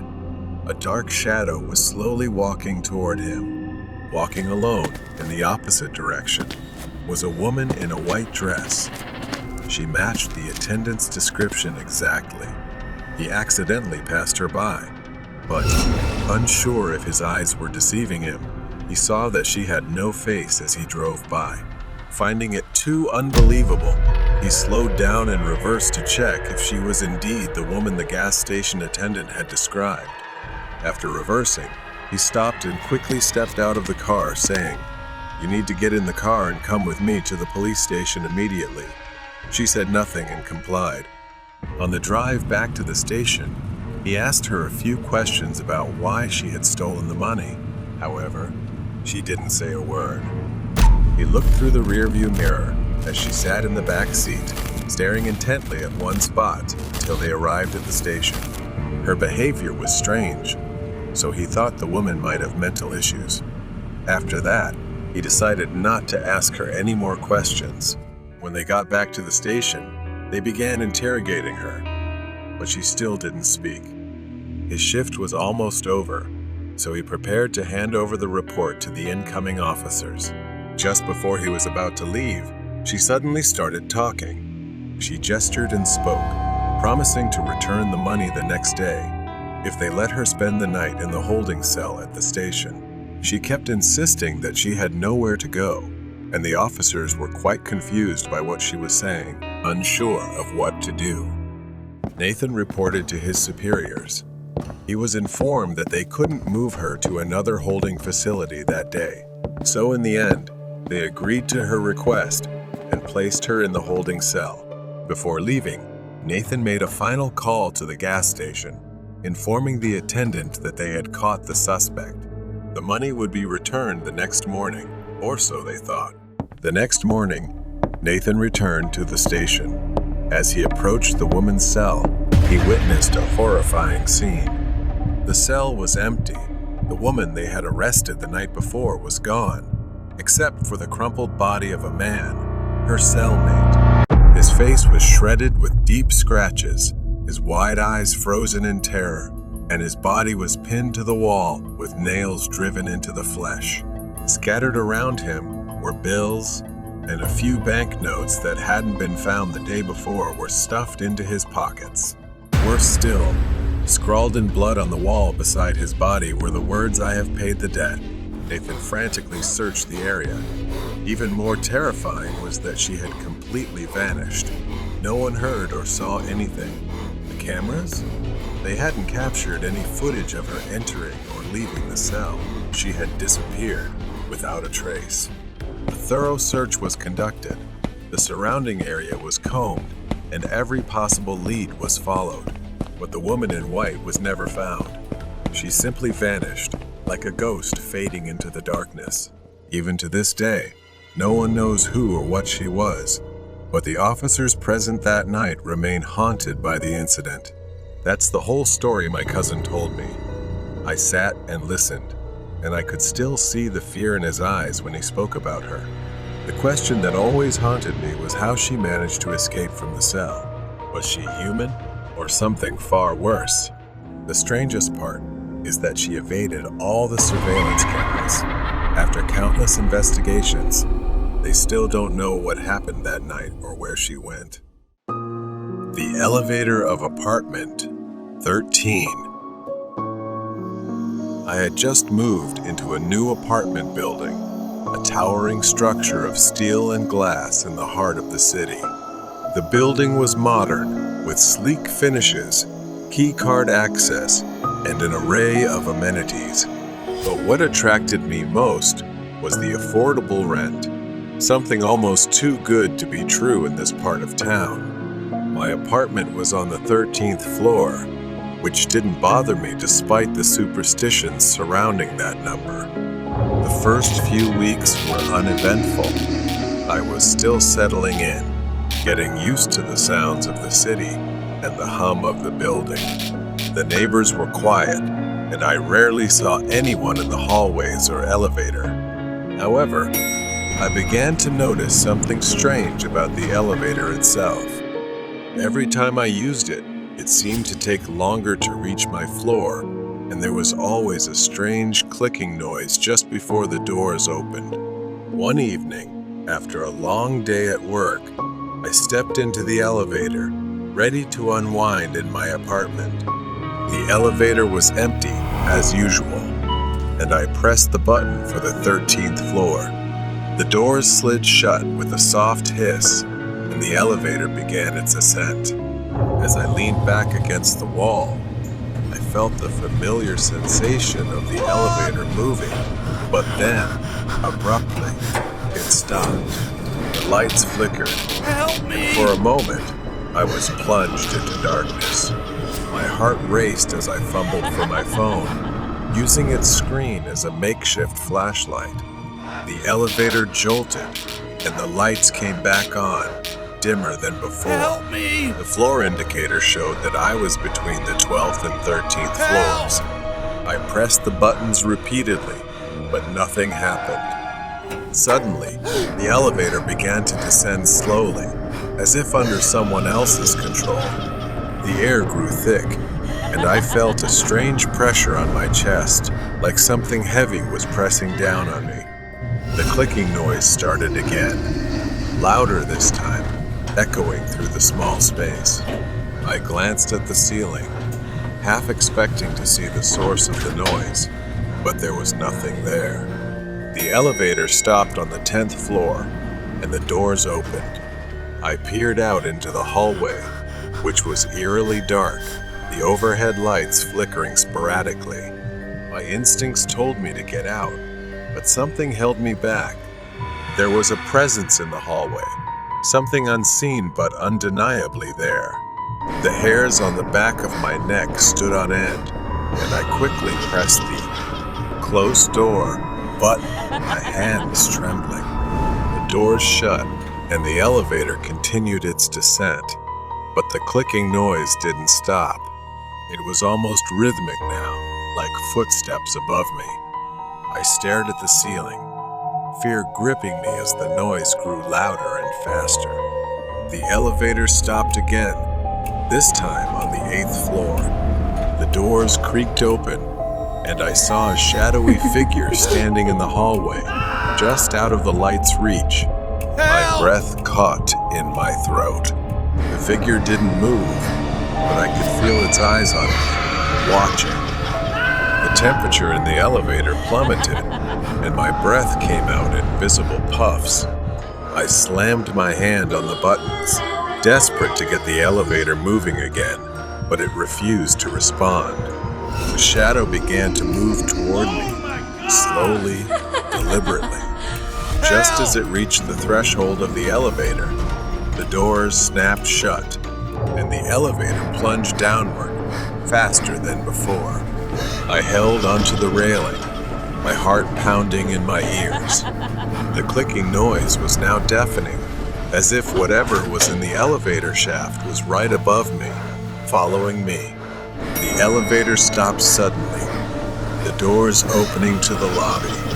I stumbled out, gasping for air, and looked back just in time to see the shadowy figure standing in the elevator, its hand outstretched as if reaching for me. The doors closed, and the elevator ascended again, disappearing into the darkness of the shaft.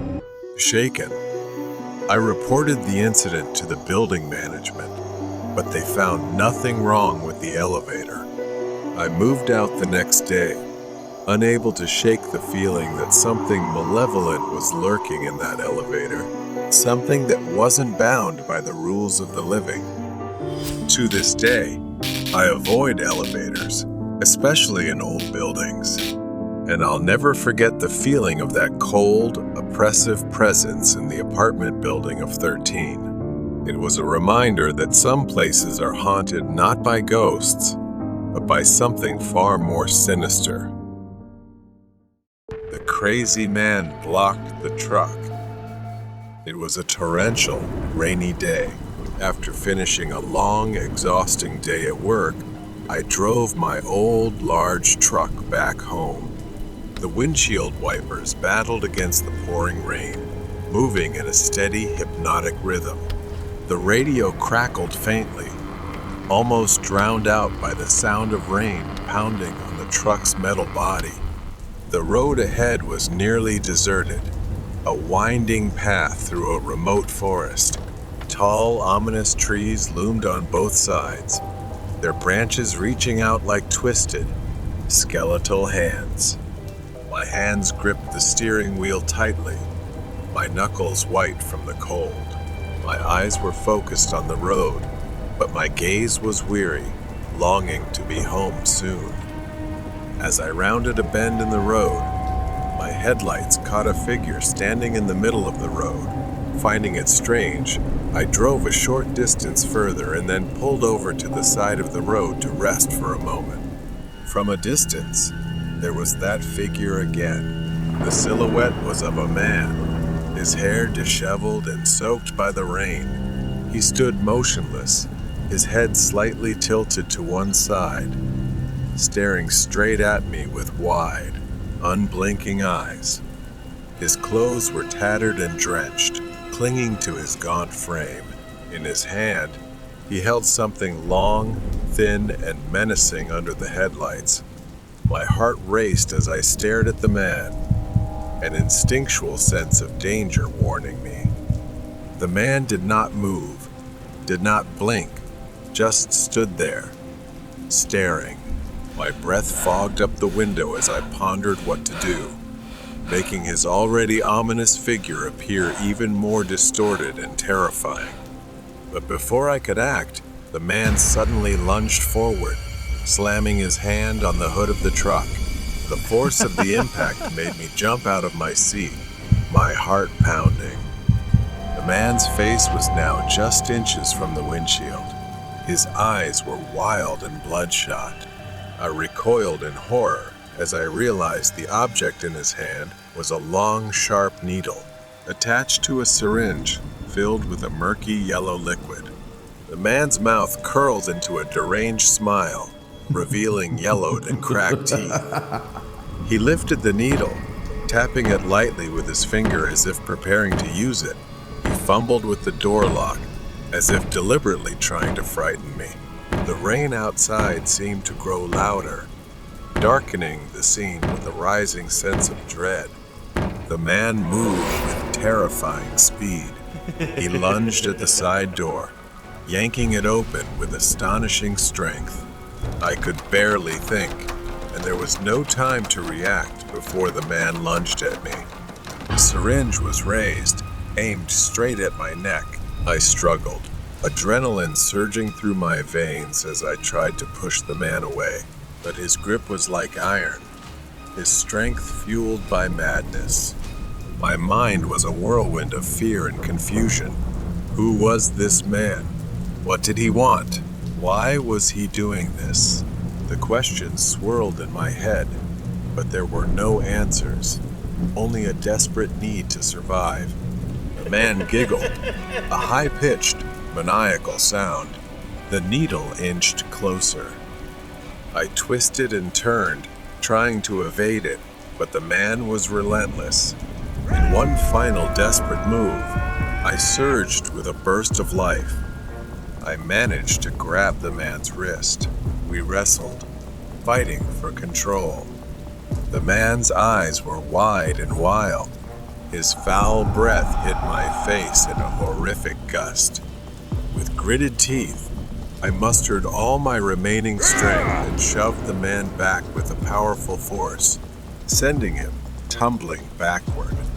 The syringe fell to the ground, the needle shattering upon impact, the liquid inside spilling out and mixing with the rain. I slammed the door shut and locked it, breathing heavily, tense with fear. I watched as the man staggered to his feet. He let out a frustrated scream, his voice echoing through the empty forest. I I didn't wait to see what he would do next. I quickly shifted the truck into gear and hit the gas, the truck speeding away from the deranged man.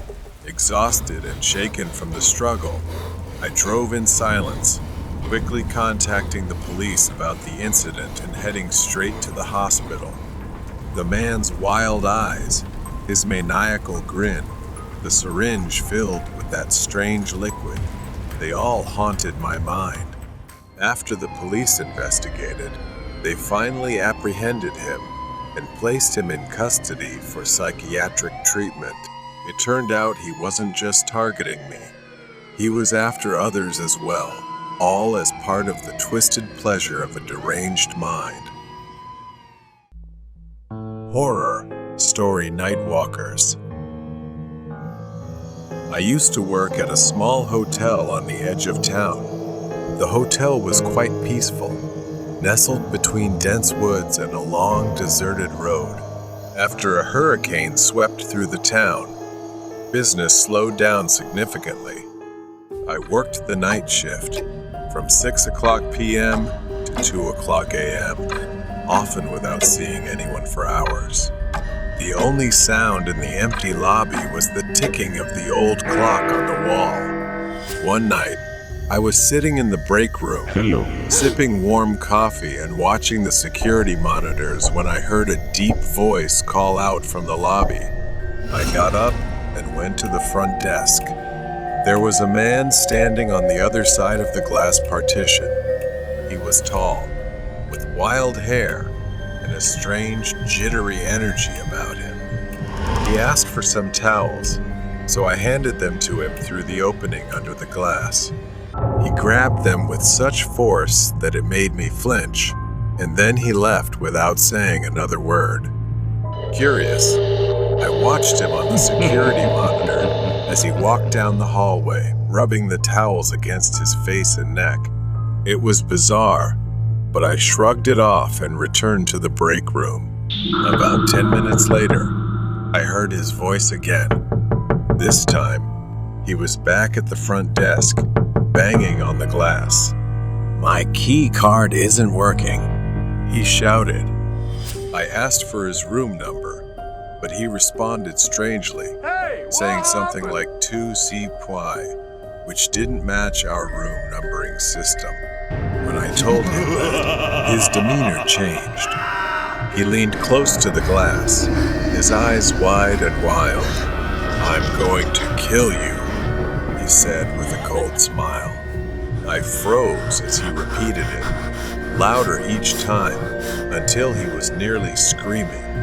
I grabbed the phone and dialed 911, shouting at him that the police were on their way.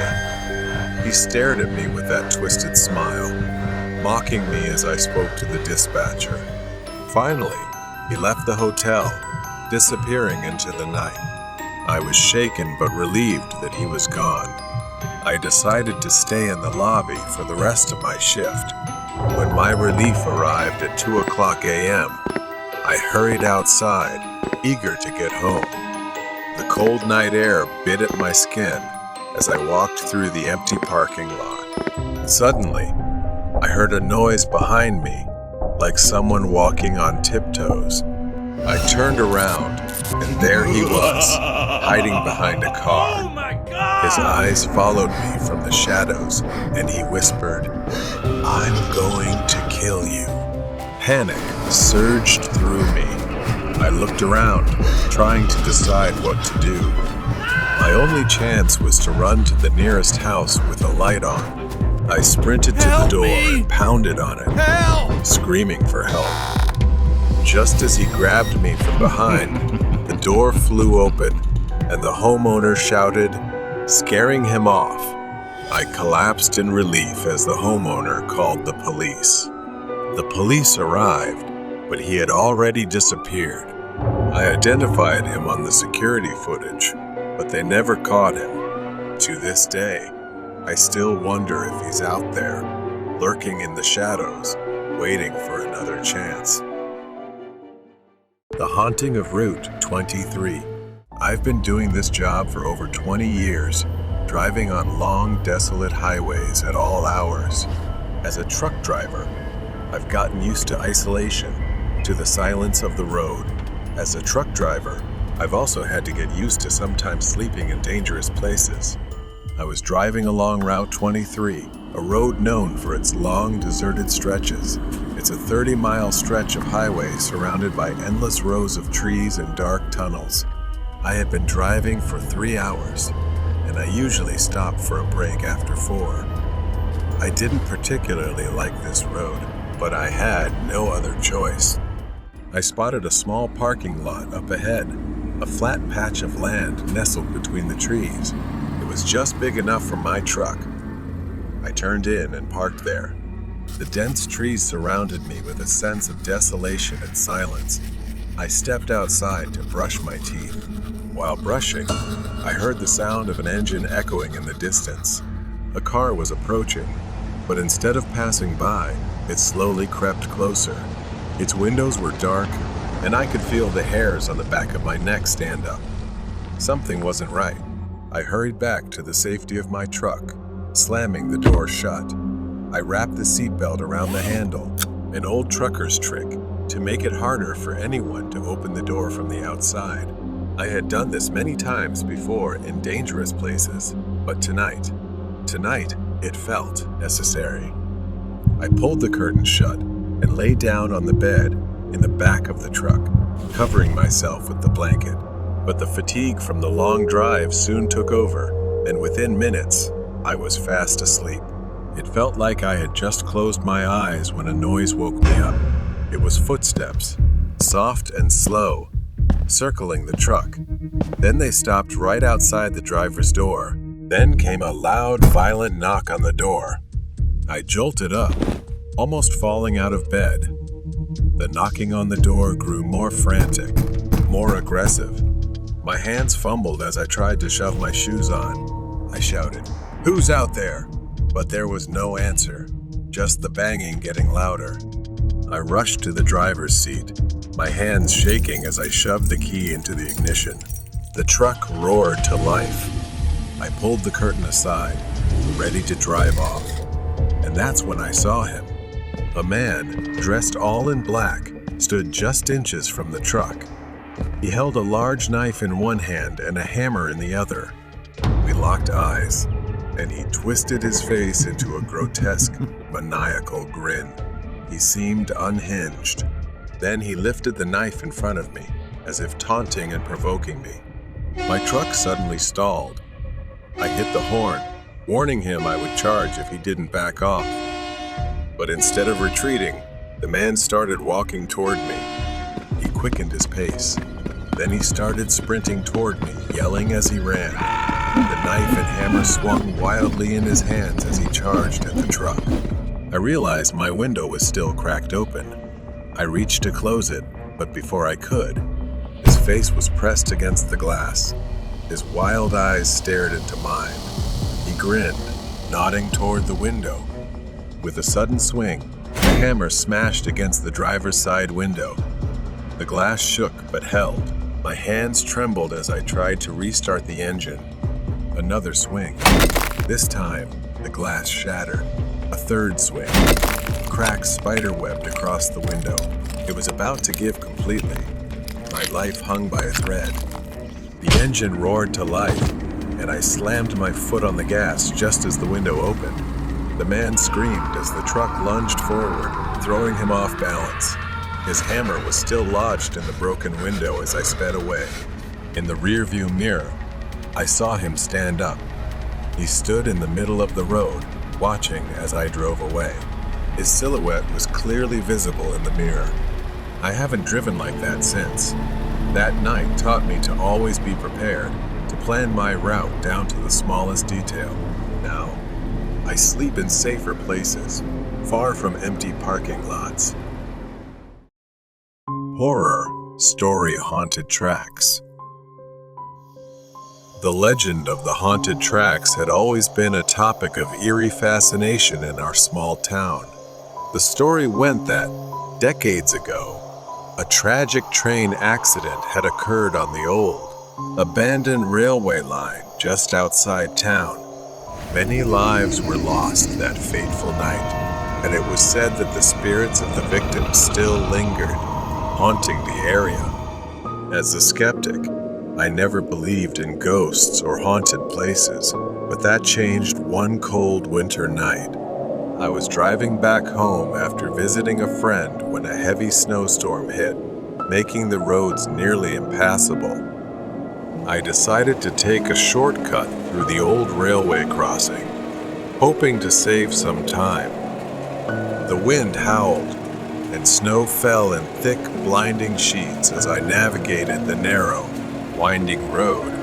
The visibility was almost zero, and I had to slow down to a crawl. As I approached the old crossing, my car suddenly stalled.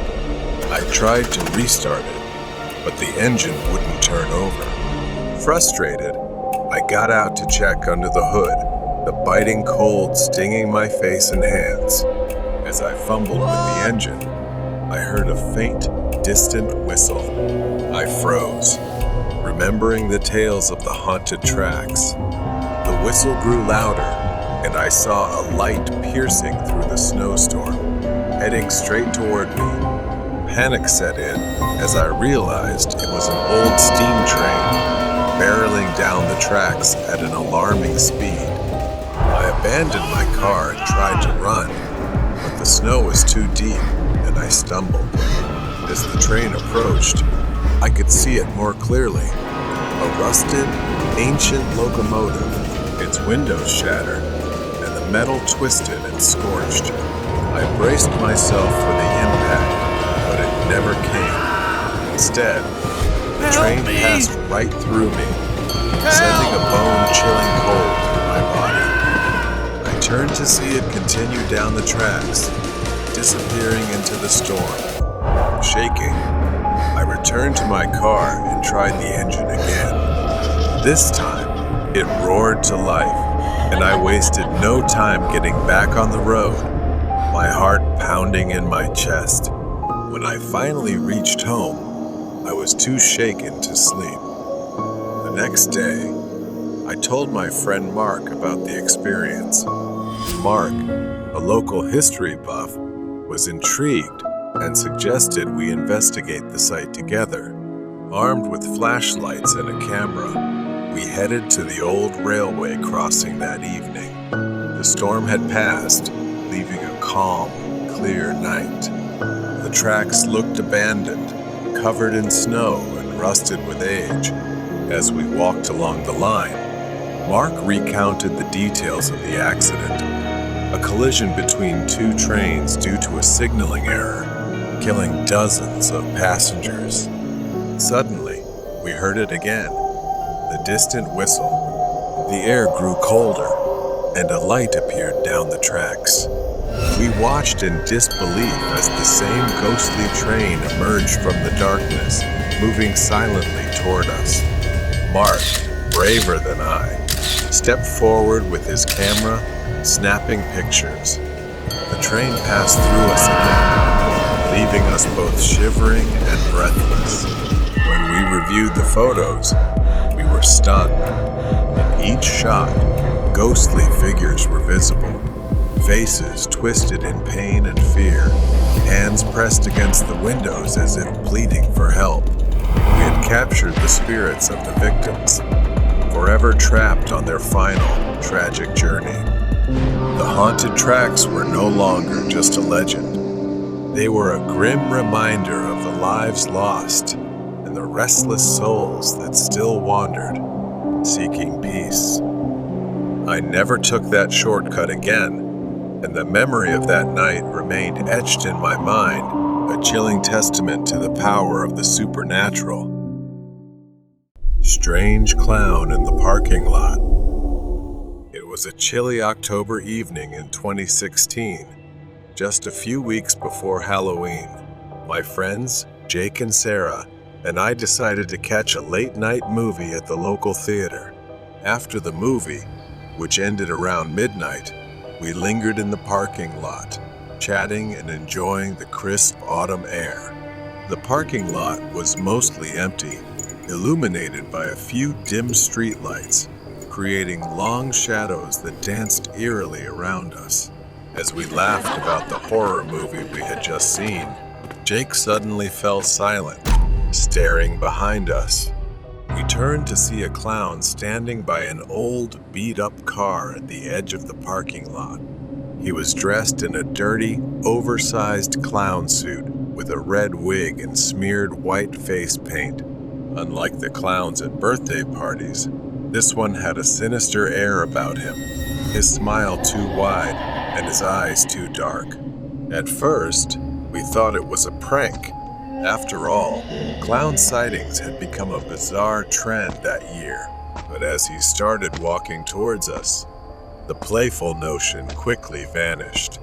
His movements were slow and deliberate, and in his gloved hand, he held a balloon that bobbed menacingly with each step. Nervously, we decided to head to Jake's car, which was parked a short distance away. We tried to act casual, but our pace quickened with each step.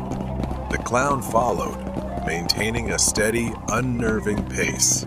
My heart pounded as we reached the car and scrambled inside. Jake fumbled with the keys, his hands shaking. Just as we locked the doors, the clown reached the car. He leaned against the driver's side window, his face inches away from Jake's. He pressed the balloon against the glass and slowly dragged his finger down the window, leaving a streak in the condensation. We could see his eyes clearly now, cold and calculating. He tapped on the glass, the sound echoing in the silent parking lot.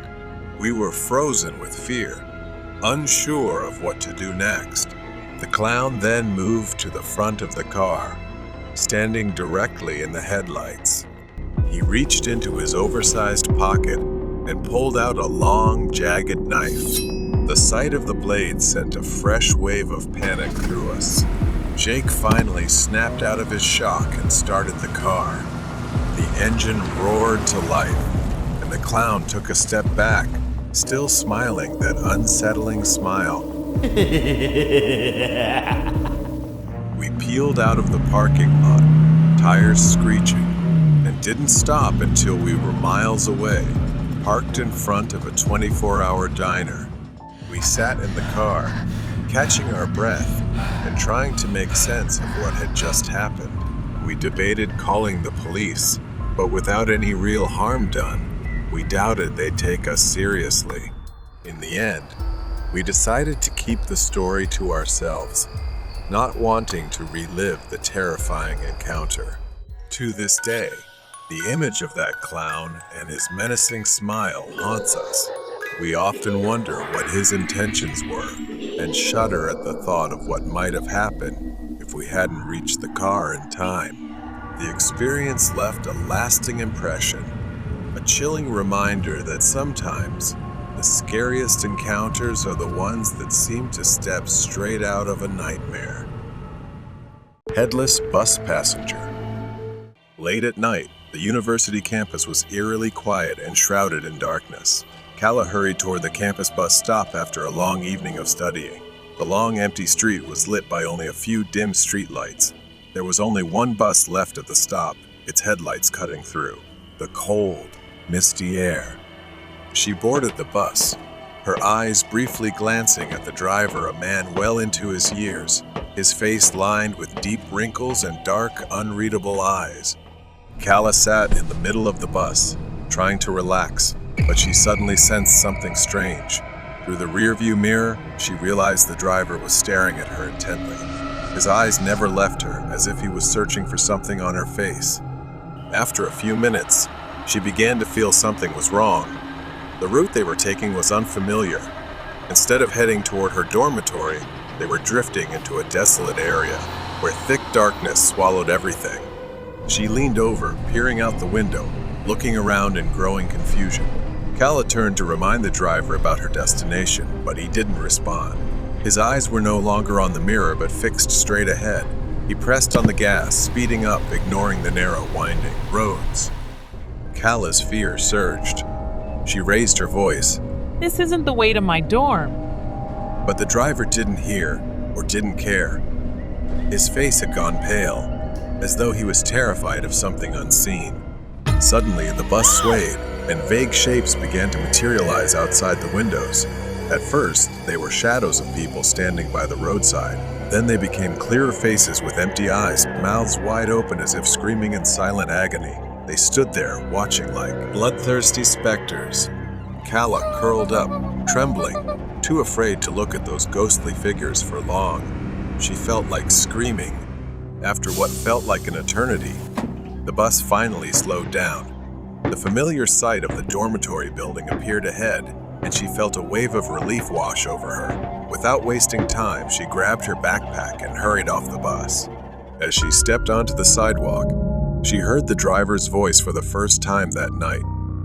His voice was low, trembling, and filled with an urgency that sent chills down her spine. The driver's words were brief, but they hit Calla hard. Wait! His voice was tense. The driver told her that when he looked in the mirror earlier, he didn't see her head, only a headless body sitting where she was. He had been driving in circles, trying to shake off the spirit he believed had latched onto her. He couldn't hear her when she spoke because, in his eyes, she had already disappeared. He then warned Calla, "When you get to your room, take off your clothes and burn them immediately." Calla stood still, the weight of the driver's words pressing down on her. Staggering, Calla made her way into the dorm building, her mind still spinning.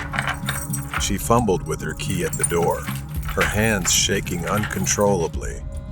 Once inside, Calla rushed to her roommate's bed, shaking her awake. Her roommate listened, wide-eyed, as Calla explained what had happened. Without hesitation, Calla frantically began taking off her clothes, her movements hurried and desperate. She gathered them into a pile, staring at them as her mind replayed the driver's warning. With trembling hands, Calla picked up the clothes and went to the bathroom. She struck a match and dropped it onto the pile of fabric. The flames quickly consumed the clothes. But had it really ended? She returned to her room, exhausted, lying down on her bed, but unable to shake off the lingering terror. The room was silent. Only the sound of her and her roommate's breathing filled the space. The next morning, sunlight poured in, as if to dispel the previous night's fear, but unease still clung to her. She stood before the mirror, seeing herself clearly. Her head, her eyes, and her entire body, but her gaze was far from peaceful. She couldn't erase from her mind the image the driver described the moment when he didn't see her head in the mirror. The darkness from the night before still lingered in her thoughts, as if waiting for a moment of weakness to return. She knew her life would never be the same.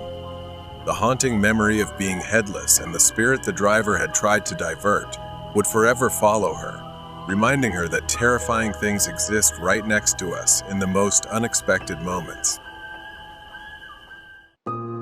Two children without eyes. The setting sun cast long shadows over the quiet suburban neighborhood. Ivy, a young woman in her 20s, was walking home after work. The streets were unusually empty, and the air carried a strange chill. As she turned the corner, she noticed two figures standing under a flickering streetlight. They were children, a boy and a girl, around 8 or 9 years old. They stood unnaturally still.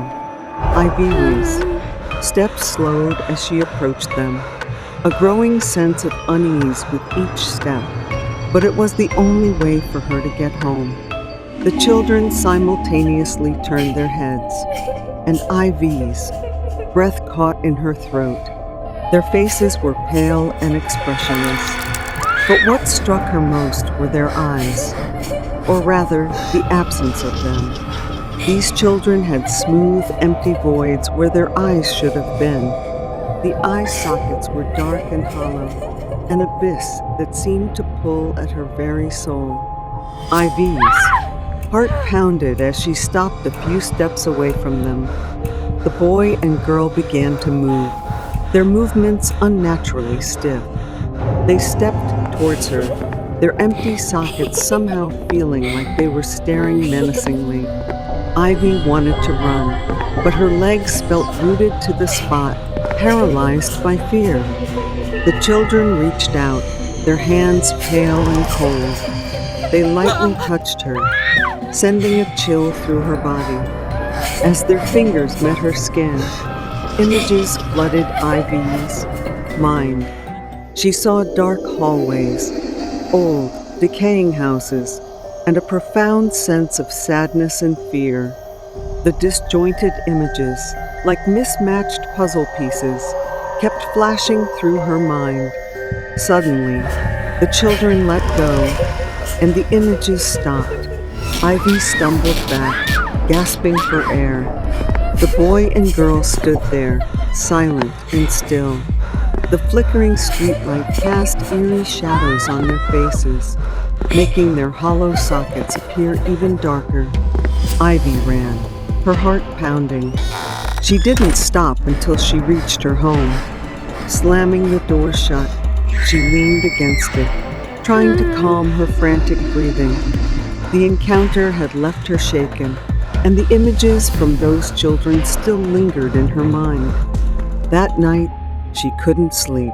Every time she closed her eyes, she saw the eyeless children and the haunting images they had shown her. She knew she had to find out who they were and what had happened to them. The next day, Ivy returned to the spot where she had seen the children, but they were gone.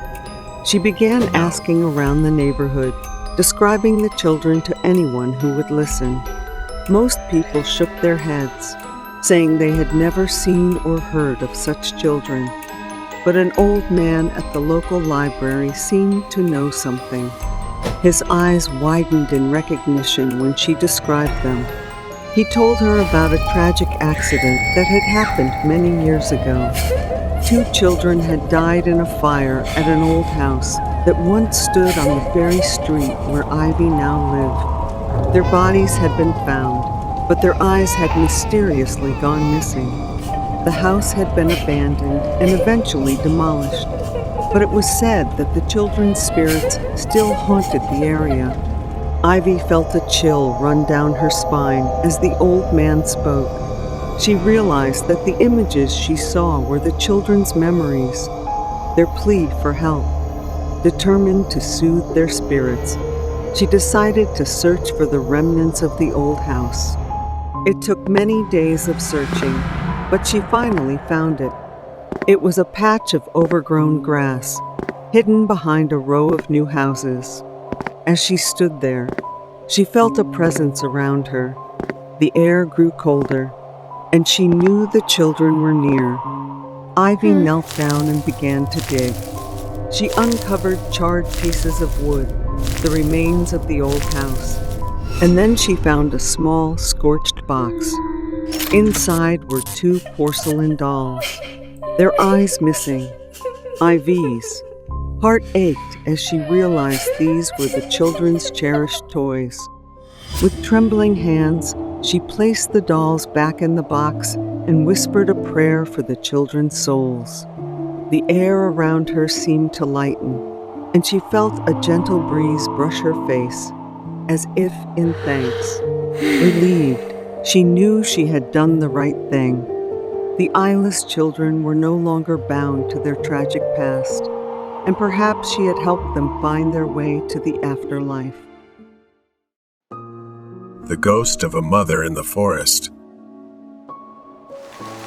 I was never someone who truly believed in ghosts.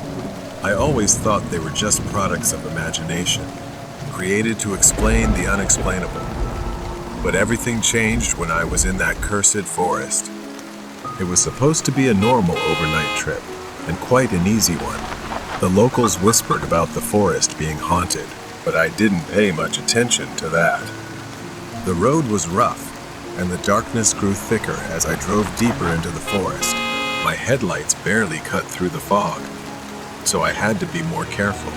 Then suddenly, she appeared. An old woman stood in the middle of the road, hunched over, her eyes fixed on me as I stopped. I honked, but she didn't seem to hear. so I opened the door and shouted for her to move so I could pass. She didn't react at all. Instead, she slowly turned, looked straight at me, and asked, "Have you seen my daughter?" She kept asking, her voice growing more desperate. Then suddenly walked away, sobbing, leaving me confused and shaking. In my mind, I tried to dismiss the encounter with the woman as I continued my journey, but her words kept echoing in my head, gnawing at my sanity. When I finally made it out of the forest at dawn, I stopped at a small grocery store. The shopkeeper was kind, and I chatted with him for a while. But as I looked out the window, I saw her again, standing at the edge of the forest, staring at me. Fear started to creep in, and that's when the shopkeeper told me about her. He said that she had lost her mind after a tragic accident and now wanders the forest, searching for her long-lost daughter.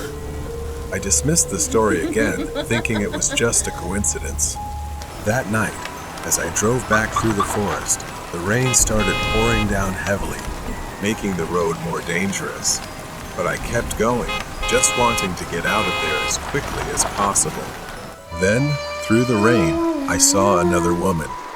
But this time, she wasn't alone, and in her arms was a child who looked frail, almost lifeless. I intended to drive past. I hesitated, but my conscience wouldn't let me. I stopped and asked if they needed a ride. She looked pale, like she'd been out in the rain for too long. She nodded gratefully and climbed into my car with the child in her arms. I handed them a towel to dry off, and then she directed me to a hospital. When we arrived, she quietly thanked me before heading into the building. I sighed with relief, but as I was about to leave, I noticed something in the back of the car. It was the black umbrella she had been carrying. It was still in my car, and when I turned to look back at the hospital, I was almost paralyzed with what I saw. I looked away for just a few seconds, and when I looked back, they were gone. It was as if they had vanished into the rain. Feeling confused, I decided it was best to leave as soon as possible. As I neared home, the rain was still pouring, and the parking lot was quite far from my house, so I had to use the black umbrella left in my truck. However, I felt a bit hesitant to use it, remembering that it belonged to the woman and her son, but I had no other choice. As I was walking, a strong gust of wind almost tore the umbrella from my hand, and suddenly, a wooden beam came crashing down from above, about to fall on me. It could have killed me, but the umbrella somehow pulled me to the side, saving my life. Shaking, I realized the umbrella wasn't just an ordinary umbrella. Perhaps it was a gift the woman left behind to protect me. The next morning, I went back to the grocery store, determined to uncover the truth. The shopkeeper hesitated, but finally told me the whole story. The woman and her child were spirits, doomed to wander the forest after a tragic accident. She died trying to protect her son. It happened on a stormy night when she was shunned and refused help by passing travelers. Some even splashed her with mud. She used her body to shield the child, but unfortunately, she slipped and fell off a cliff. On rainy days, if drivers refused to give her a ride, she would mysteriously appear in their cars and haunt them. Feeling a deep sense of injustice, she continues to seek out and punish those who don't help them. The old woman, unable to bear the unbearable pain of losing her daughter and grandson, went mad shortly after. Since that horrific accident, the villagers have often seen her holding a black umbrella, muttering nonsense. With a heavy heart, I visited their graves, returned the umbrella, and expressed my gratitude. As I walked away, I knew my life had changed forever. I had encountered something beyond the realm of the living, and from that day on, I would never doubt their existence again. The Haunting of the Abandoned Station.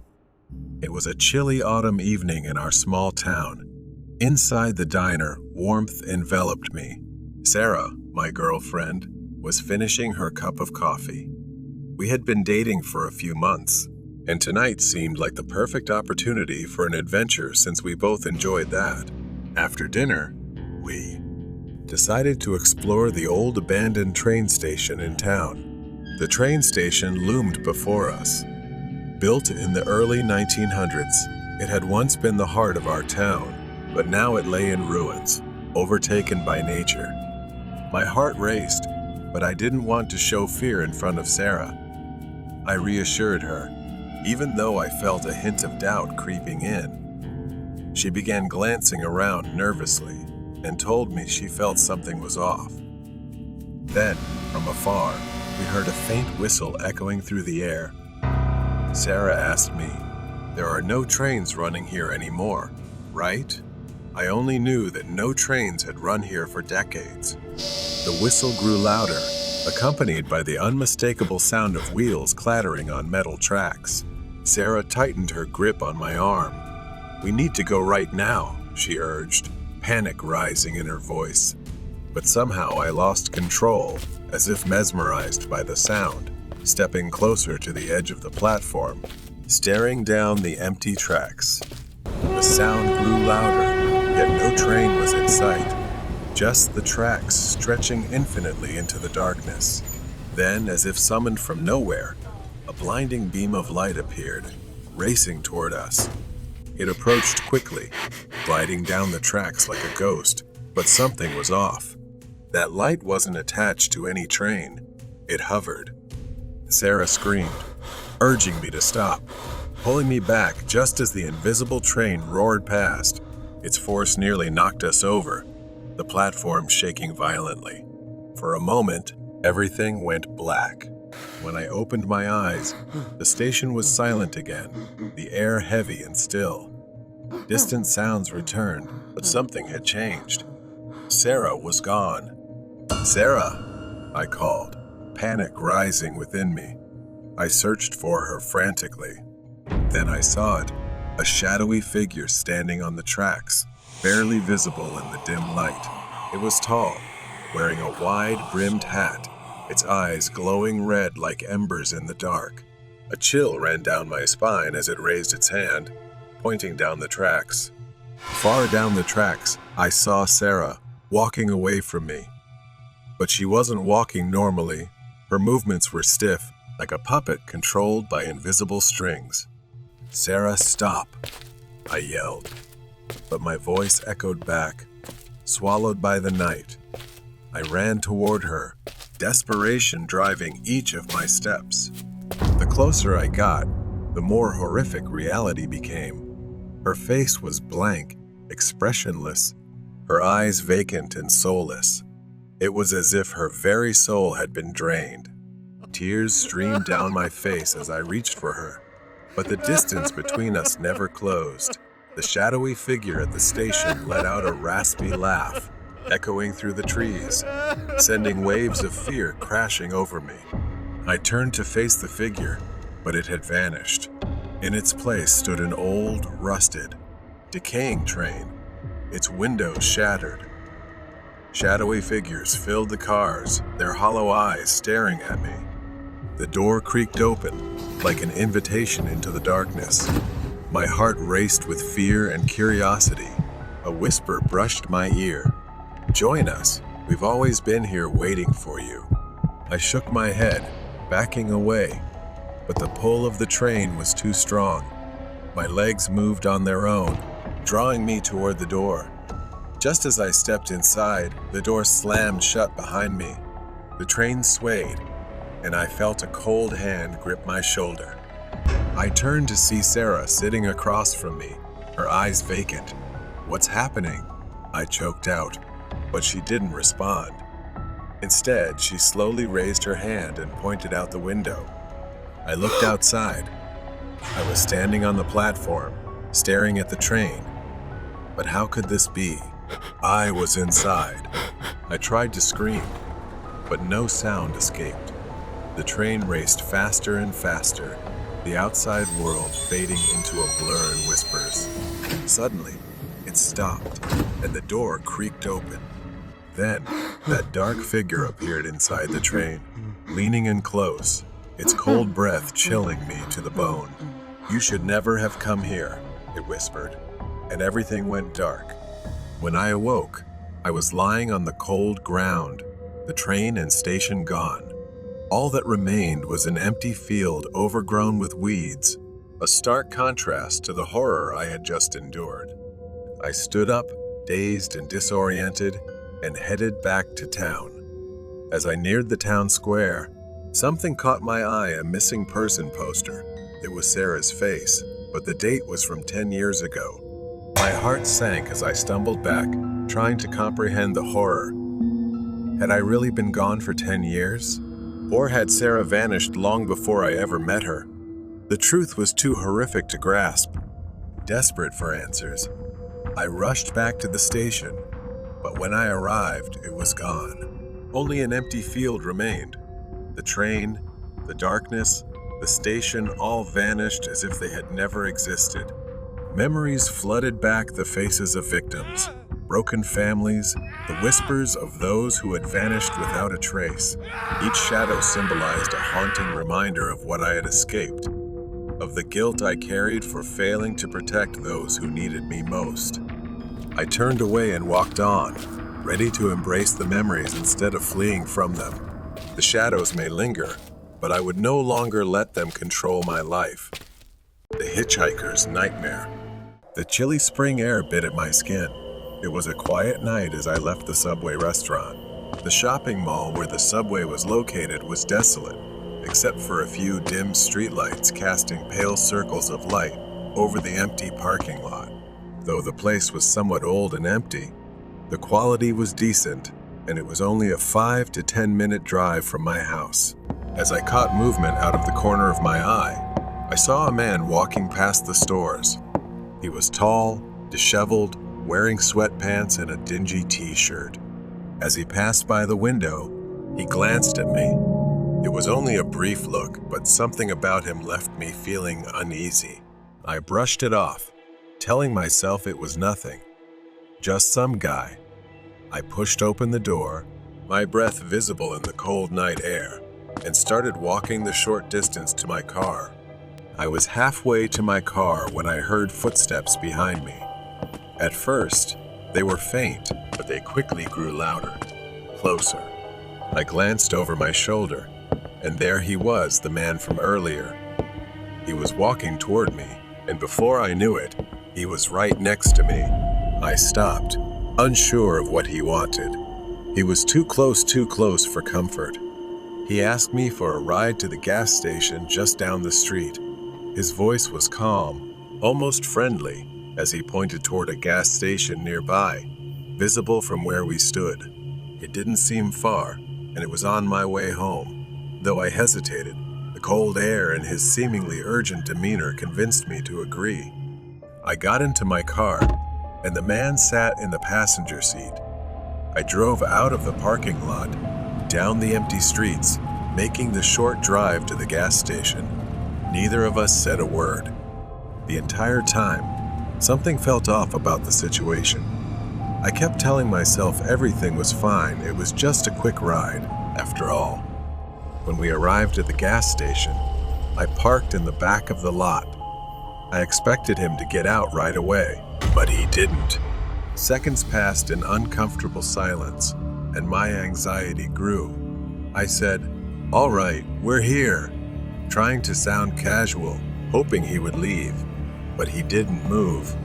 The man stared straight ahead, making no move to get out of the car. My heart started pounding as I repeated myself, this time more firmly. "We're here. Isn't this where you wanted to go?" Finally, he spoke. His tone had changed. It was no longer friendly, but cold, almost irritated. He told me this wasn't the right gas station, and that he needed to go to a different one farther away. I glanced at the gas station in front of us, confused and worried. I was sure this was the place he pointed to. I gripped the steering wheel tighter. I told him I wasn't going any farther and that I needed to go home. The man didn't reply. He just sat there, silent. The tension in the car was building.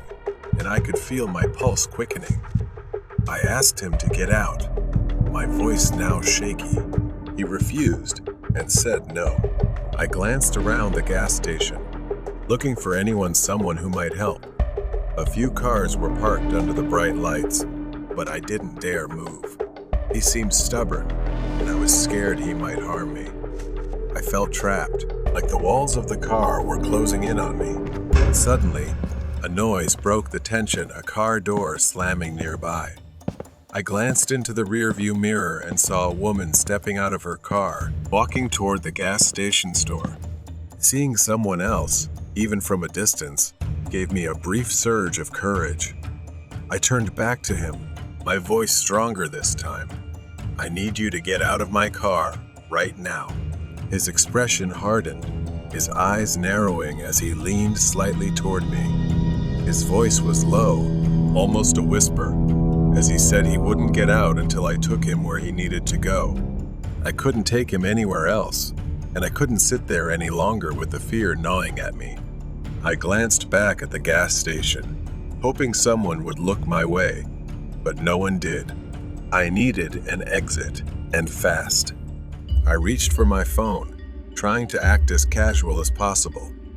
I said, "Okay," to buy myself some time, pretending to check the GPS for the other gas station he claimed he wanted to go to. He said nothing, but his eyes never left me. As my hand fumbled for the phone in my pocket, I could feel his gaze, watching my every move. My heart raced as I unlocked my phone, pretending to look up directions. In reality, I was opening the keypad. My mind raced, calculating how quickly I could call for help without him noticing. But before I could act, he suddenly lunged at me, grabbing my wrist. Panic exploded in my chest. He squeezed my wrist painfully as he leaned closer, his face just inches from mine. I tried to pull away, but he held me tight. His voice was cold, threatening, telling me not to even think about it. I froze. My breath became shallow as I tried to stay calm and think of a way out. The gas station lights cast harsh shadows on his face, making him look even more terrifying. Out of the corner of my eye, I saw a police car pulling into the gas station, its headlights sweeping over the parking lot.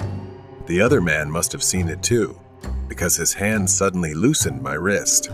Without warning, he let go of my wrist, opened the door, and got out of the car. He didn't look back, just walked quickly into the darkness behind the gas station. For a few minutes, I sat there in stunned silence, trying to process what had just happened. My wrist throbbed where he had grabbed me, but I was too shaken to focus on the pain. I took a deep breath, my hands trembling as I started the engine. I didn't want to stay there any longer. Without looking back, I drove out of the parking lot and onto the road, my headlights cutting through the darkness. As I drove, my mind replayed the encounter over and over, each detail etched into my memory. What did he want? What would have happened if the police hadn't shown up? One thing was certain, I would never make the mistake of letting a stranger into my car again. When I finally got home, I parked in my driveway and sat in the silence of my car for a long time, staring out at the empty street. The weight of what had just happened settled over me, and for the first time that night, I allowed myself to fully feel the fear. After resting for a bit, I was scrolling through the web to calm my nerves when I stumbled upon Complaint and wanted reports about a man who looked exactly like the one I had encountered. He was known for tricking people into giving him rides, then using various methods to steal something. He wanted after following his victims. Using the phone number I found in the article, I immediately reported to the local police where I last saw him, right that same night. Thank God, I realized how lucky I was to have escaped that mysterious man and survived. Lucky that the police had been there. Lucky that I hadn't driven him farther and made it home safely. Nightmare House on the Hillside. I was 6 or 7 years old when my parents divorced. My younger sister had just been born. My mother and stepfather decided to move into a new house, thinking it would be a fresh start for all of us, but it didn't turn out that way. It was an old house in the suburbs, built in the mid-1800s. It had 2 stories and a basement below. Down there was a door that led to water tanks used to heat the house, locked tight, with only my mom and the landlord having the key. We were warned not to go near it. I didn't understand why, but my room was always colder than the other rooms, even though it was right above the basement. I often heard strange creaking sounds, like someone walking on the floorboards. The house was quite old, and I would often see wasps coming from the attic. They swarmed as if drawn to something. I wasn't the only one who experienced strange things. My mom and stepfather often heard footsteps in the living room late at night, pacing back and forth, never stopping. But they brushed it off and said it was nothing. One night, I woke up with a strange feeling, like someone was in the room with me. I turned over and saw a boy, his face obscured by shadows, wearing old-fashioned clothes, about my age, standing near my desk. I sat up in bed. He asked me if I wanted to play with his toys. I told him no, it was too late, and I didn't want to get in trouble with my parents. Then his expression changed, becoming angry. In the blink of an eye, he vanished from my cold room. I ran to tell my mom, but she reassured me it was just a dream. Still, I knew she didn't believe it either. I began to feel something was wrong with this house. The next night, it happened again. But this time, it was someone else, a woman in a black dress. She was standing on my bed. She stood hunched over, her tangled hair hanging down over my face. She stared at me with deep, hollow eyes that were completely black, her breath chilling as it hit my face. I jumped up, flung open the door, and ran to my sister's room. She was still asleep in her crib. I looked back at the door and saw the woman slowly walking toward me.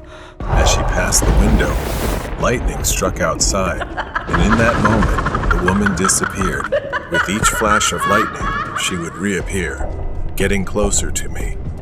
I woke up again, back in my bed, drenched in sweat. My heart raced as I tried to piece together what had happened. Was it a dream? But it felt too real.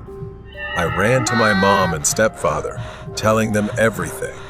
Their faces went pale as I spoke, but they told me it was just a nightmare. It was a lie they had been telling me ever since we moved into that house. A few days later, we moved out. My mother didn't say why, but I could tell by the way she hurried us out of the house that something had scared her too. It wasn't until many years later that she told me. The landlord eventually confessed what had happened in the house long ago. During the Civil War, a widowed mother and her 3 children lived there. After her husband was killed in battle, the woman's mind shattered. You ever or roll? In a fit of madness, she killed the rest of her family in the living room before dragging their bodies down to the water tank room in the basement. These things explain what I had experienced in that house, from the moved items to my toys being displaced. The boy I saw was one of her children, still trapped in the house, either searching for companionship or perhaps seeking revenge. And the woman, the one who stood over my bed, was the mother, her spirit twisted by the horrors she had endured. I often wonder what would have happened if we had stayed in that house. Would we have become part of their story? Would that woman have done to us what she had done to her own children? I will never know. But sometimes, in the dead of night, I still think about that house on the hill and the dark secrets it held. Stranger at the campsite. A woman, Lena, in her 20s, stood at the edge of the familiar trail leading to her campsite. Her hiking backpack was slung over her shoulders, and a neatly rolled up tent was strapped to it. She breathed in the fresh air, savoring the tranquility of nature. Lena had been camping here for years, escaping the monotony of her small town. The forest was her refuge, Lena moved forward, following the trail leading to the lake. The setting sun filtered through the trees. She felt at home here, but today, a strange unease crept into her chest. As Lena rounded the corner and arrived at the clearing by the lake, her heart skipped a beat. Standing near the water's edge was a man. He appeared to be in his 40s, wearing regular swim trunks and a faded white t-shirt. His small tent was already set up, not far from where hers would be. He was staring out across the lake, his back turned to her. Lena hesitated for a moment. She usually camped alone, and seeing someone else here made her feel uneasy. With a slight shrug, she moved a little further from his tent and began setting up her own. She gathered large stones, arranging them into a neat circle to prepare for her campfire later. As she was absorbed in her work, she noticed movement. The man was no longer facing the lake. He was staring directly at her, standing eerily still. Lena's heart raced. She tried to ignore him, focusing on her campfire. But every time she glanced up, he was still there, motionless, his eyes locked on her. Her discomfort grew. She awkwardly raised her hand and waved. Maybe he was just being polite. Maybe he wanted to say hello. But after a moment of silence, the man simply turned and walked along the shore without acknowledging her. Lena frowned. Something about him didn't feel right, but she shook off the thought. She grabbed a chair and sat by the shore, determined to relax and enjoy the view. Hours passed, and the sun began to set. Lena packed up her chair and returned to her campsite. She started a campfire, hoping to relax after the strange encounter.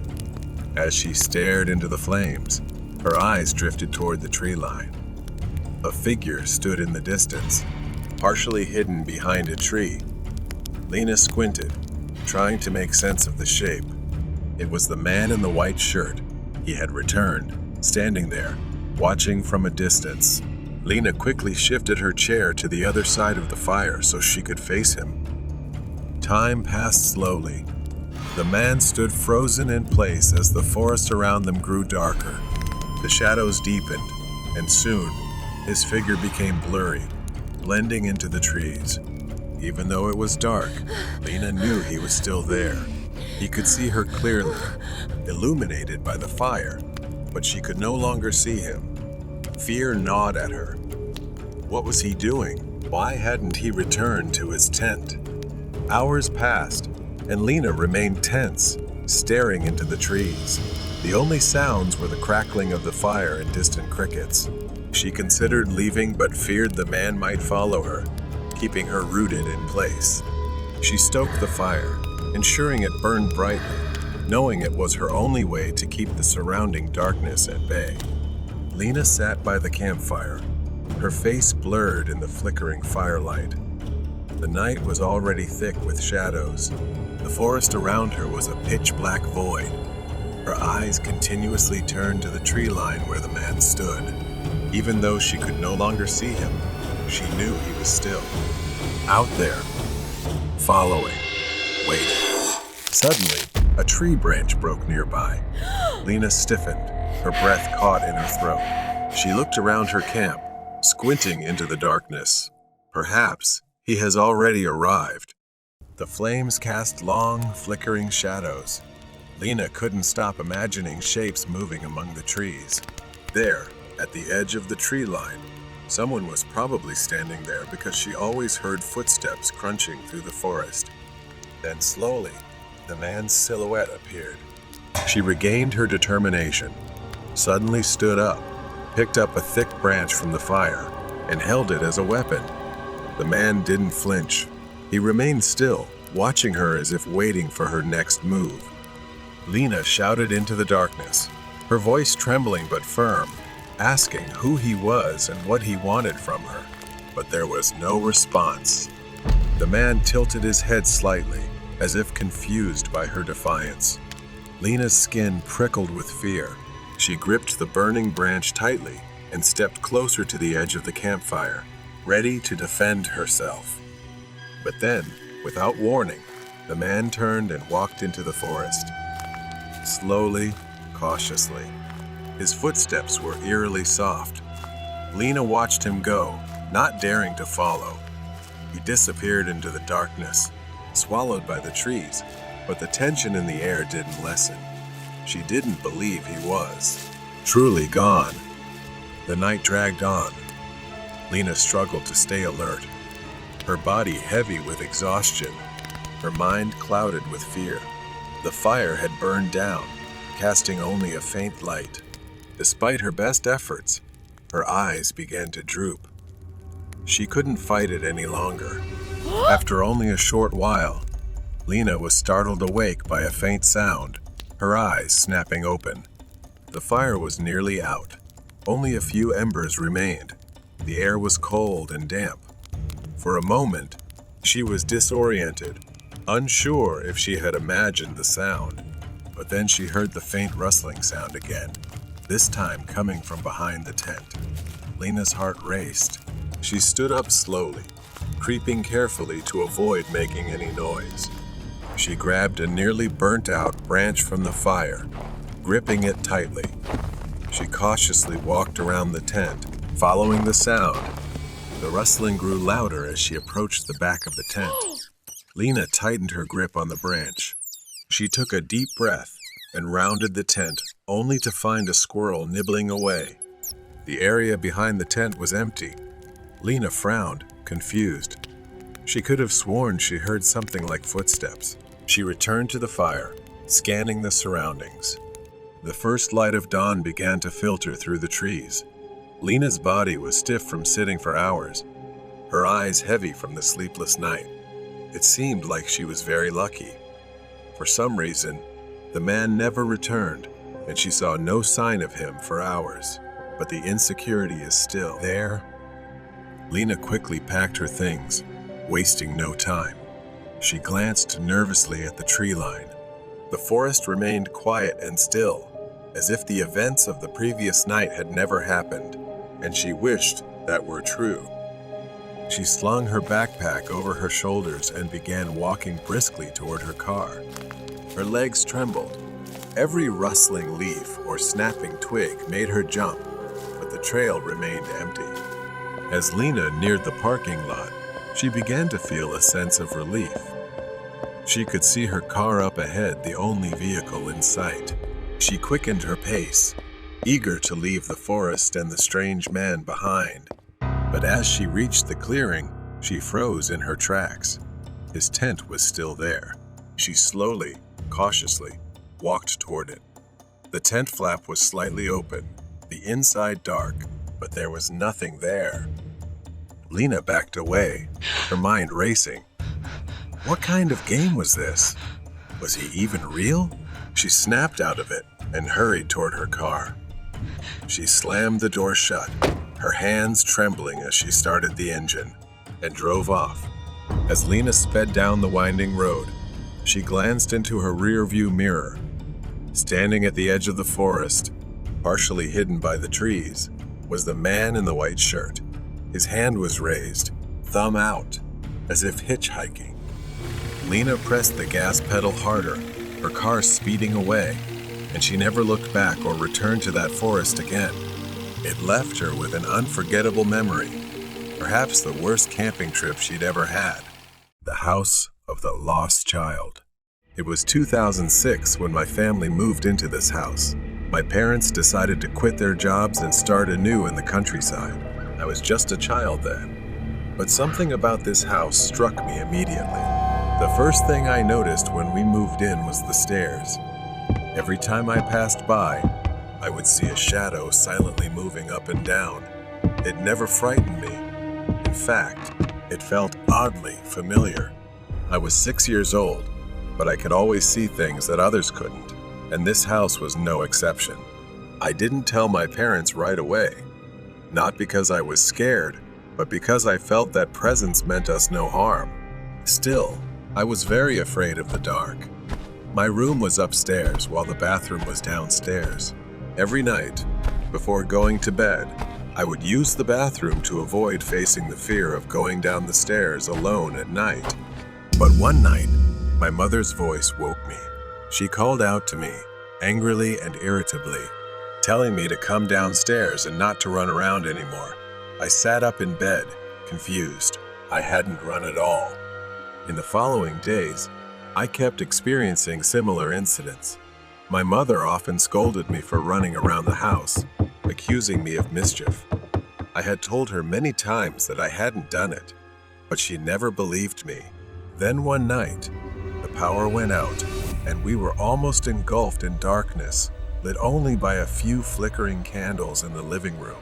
As we sat together, I saw it again, a shadow. It swayed back and forth, hovering over the sofa. My mother didn't see it, but I did. That presence was very strong but had no malice. That night, as we lay in bed, my mother and I heard a voice, soft yet clear as day. "Mom, where are you? I'm cold." That voice belonged to a child, and it came from just outside our bedroom. My mother looked at me, eyes wide with fear. As I grew older, I began to understand that the shadow wasn't there to harm us. It wasn't a ghost trying to scare us, but a lost child searching for something. The more I thought about it, the more I realized that spirit was looking for its mother. I had a friend who could sense things like I could, and they suggested that I tell the spirit to move on. So one quiet afternoon, I stood in the living room and said to the air, "I believe your mother loves you very much. You can move on. It's time to go to a happier place." The house felt different afterward. The shadow disappeared. The footsteps stopped. No more voices at night. I thought that the spirit had finally found peace, or perhaps it needed to validate something because it had been left here and unable to move on in this house. In 2018, my aunt, Tita, who had worked abroad, returned home to retire. One evening, we sat together in the living room, sharing stories. We talked about the strange occurrences that had taken place in the house over the years.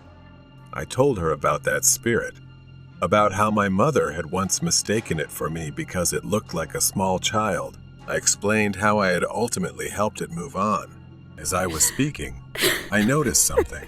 "Tita, she's crying." She started telling me a story I had never heard before.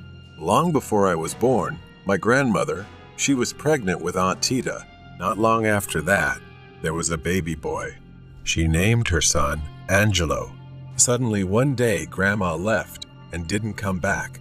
At that time, Aunt and Angelo were too young to know what to do in this remote suburb. So, Angelo lay on the sofa. The boy was sick and passed away in his sleep while clutching a small glass jar that his mother had given him. He was only about 3 to 4 years old.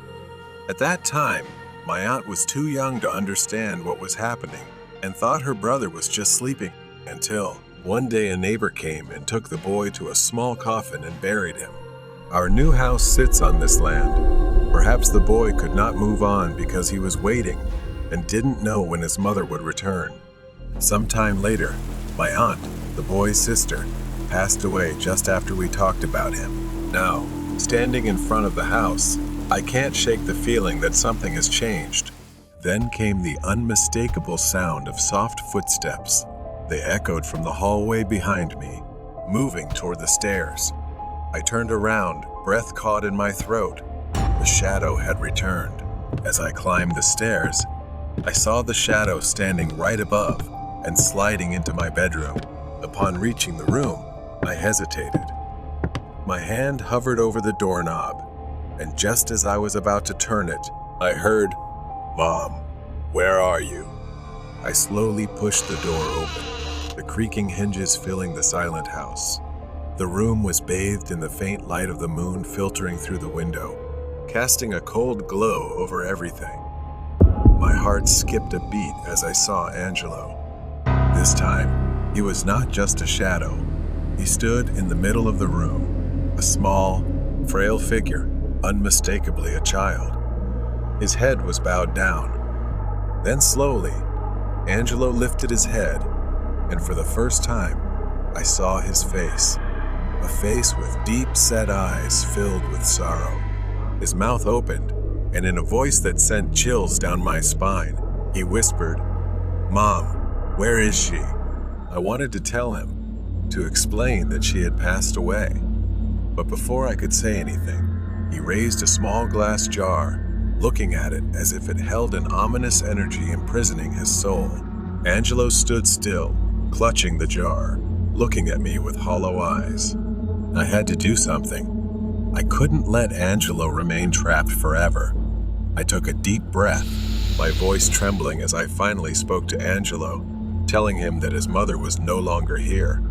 I told him to always believe that she loved him, so I urged him to move on. For a moment, Angelo's expression softened, but then he tightened his grip on the jar. His voice rang out again, firm and more desperate. "Where is my mom? I want to see her." As if he didn't believe the words I was saying, tears welled up in my eyes as I realized there were no words that could satisfy him. He wasn't just seeking peace. He wanted his mother, and nothing else mattered more than that. I could feel the air shift, the temperature drop, and for the first time in years, I felt fear. I couldn't let him stay. I had to help him find peace. Without thinking, I stepped toward him, my hands trembling. "Angelo, I can help you find her. But first, you need to let go, to release everything." His gaze shifted from the jar to me, his hollow eyes filled with confusion and longing. Slowly, very slowly, he began to loosen his grip on the jar. As it fell from his hand and shattered on the floor, the room went silent. Angelo's figure began to fade, dissolving into the moonlight. Before he disappeared completely, I heard his voice one last time, soft, almost a whisper. "Thank you." I stood outside the house. The weight that had burdened it for years was gone. Angelo was finally free. The feeling of guilt lingered, but I knew I had finally helped him find the peace he had been searching for all these years. The love his mother had for him, the love that had anchored Angelo to this world, had freed him. Perhaps he was beginning to understand the painful truths that even I never wanted to hear. He would likely continue his journey to find his mother in another world where he truly belonged. I looked back at the house one last time. It no longer felt haunted. Now, it was just a house, quiet and still. Angelo had gone, but he left behind something much more enduring. It was a son's love for his mother, transcending the boundaries of life and death. Strangers on the 6th floor. It was late, and the apartment building loomed tall against the misty sky, the dim lights flickering in the fog. The street was quiet, deserted except for the occasional sound of cars in the distance. I wanted to take a walk to get some fresh air. As I walked toward the elevator, the air suddenly turned cold, sending a shiver down my spine. The elevator doors slid open. I stepped inside, pressed the button for the first floor. The elevator started descending. Suddenly, it stopped at the 6th floor. The doors slid open with a small creak, and there stood a woman. She was thin, with hollow cheeks, and her messy hair hung over her face. Dark circles surrounded her lifeless eyes. I felt uneasy as I noticed she was barefoot, her dirty feet resting on the cold elevator floor. She stepped inside, clutching her stomach as if she were in pain. Her head remained down, and her movements were slow and deliberate. I moved to the other side of the elevator, holding my breath as she took her place. Something about her appearance left me feeling unsettled. Her dirty dress, her gaunt face, she looked like a homeless person. Her gaze stayed fixed on the elevator floor, scanning as if searching for something invisible, even though there was nothing there.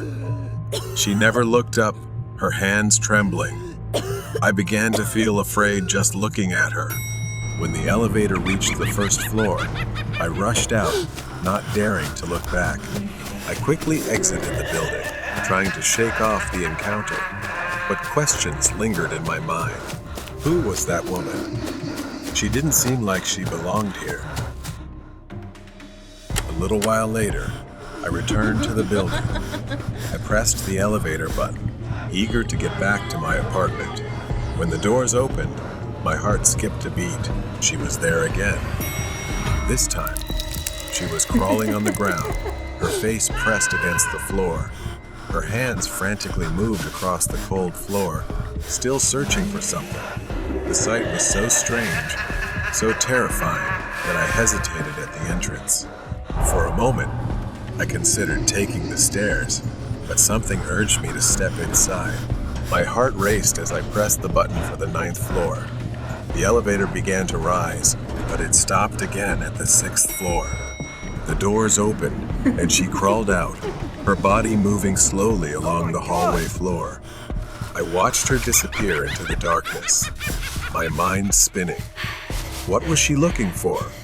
All night, I couldn't stop thinking about that woman. She must have been a homeless person who had lost her mind and broken into the building. I tried to convince myself that was the only explanation, but the more I thought about it, the less sense it made. A few days later, I woke up early for a morning run. It was still quite early, so the building and hallways were quiet. As I approached the elevator, I pressed the button, feeling a bit anxious, as I remembered the woman from the other night. The elevator descended and stopped once again at the 6th floor. The doors slid open. This time, it was a man. He was barefoot, just like the woman. His hair was messy, his clothes filthy. He hunched over, one hand clutching his stomach. His face was pale, his eyes vacant. He stepped into the elevator, moving slowly, as if in pain. My heart started to race. The similarities were too striking to ignore. I whispered, "Are you okay? What are you looking for?" The man turned to look at me, his eyes staring into mine. They were hollow, lifeless, his face contorted in pain. His voice was hoarse as he mumbled, "I've lost something. My stomach hurts." Before I could respond, he collapsed onto the floor, lying face down just like the woman. He started crawling, dragging his hands across the floor, searching for something invisible. Everything about it was eerie and terrifying. When the doors opened, I bolted out of the elevator immediately, my whole body trembling with fear. I had no idea what was waiting for me next or how I would face it. The morning sunlight shone through the dusty window as I entered the apartment management office, my nerves still on edge from the strange events of the past few days. I needed answers, anything to explain the bizarre encounters in the elevator. I entered the management office and told him about the strange things I had seen. I mentioned seeing some strange people using the elevator from the 6th floor. They looked like a homeless couple, barefoot and dirty. They always held their stomachs, as if they were in pain. The man frowned and pulled out a list of tenants. He glanced over it and then looked back at me, shaking his head. He said no such couple existed. No one matching my description lived on the 6th floor. I stood there, stunned. If no one lived there, then who were the people I had seen? Still uneasy, I headed to the mailroom, hoping that doing something simple like picking up my mail would calm my nerves. When I opened the mailbox, something caught my eye. It was the maintenance bill for the 6th floor. 2 rooms were listed, 601 and 602, along with a water bill. One strange thing I noticed was that the water bill for room 602 was unusually high. I blinked, staring at the numbers. It didn't make sense. How could someone use that much water? Something was really off. A few nights later, I returned to my apartment after a late night at work. I couldn't shake the feeling that something terrible was happening on the 6th floor. As the elevator doors slid open, I froze. Inside the elevator stood a large man, holding a long, heavy golf bag. There was a strange odor, a faint metallic smell wafting through the air. I glanced at the elevator control panel. The button for the 6th floor was lit. When the doors opened on the 6th floor, he stepped out, carrying the bag down the dark hallway toward room 602. I waited until he disappeared before stepping out of the elevator, my heart pounding. I glanced down and saw tiny drops of something dark on the floor that looked like blood. I had no idea what he was carrying in that bag. Back in my apartment, I couldn't sit still. My mind raced, piecing together the strange encounters. The barefoot couple, the blood, the water bill. Something horrific was happening in room 602. After pacing for what felt like hours, I finally picked up the phone and called the police. The flashing red and blue lights of the police cars illuminated the street outside my building.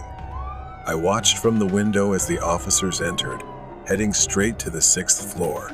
My heart pounded in my chest as I waited, wondering what they would find.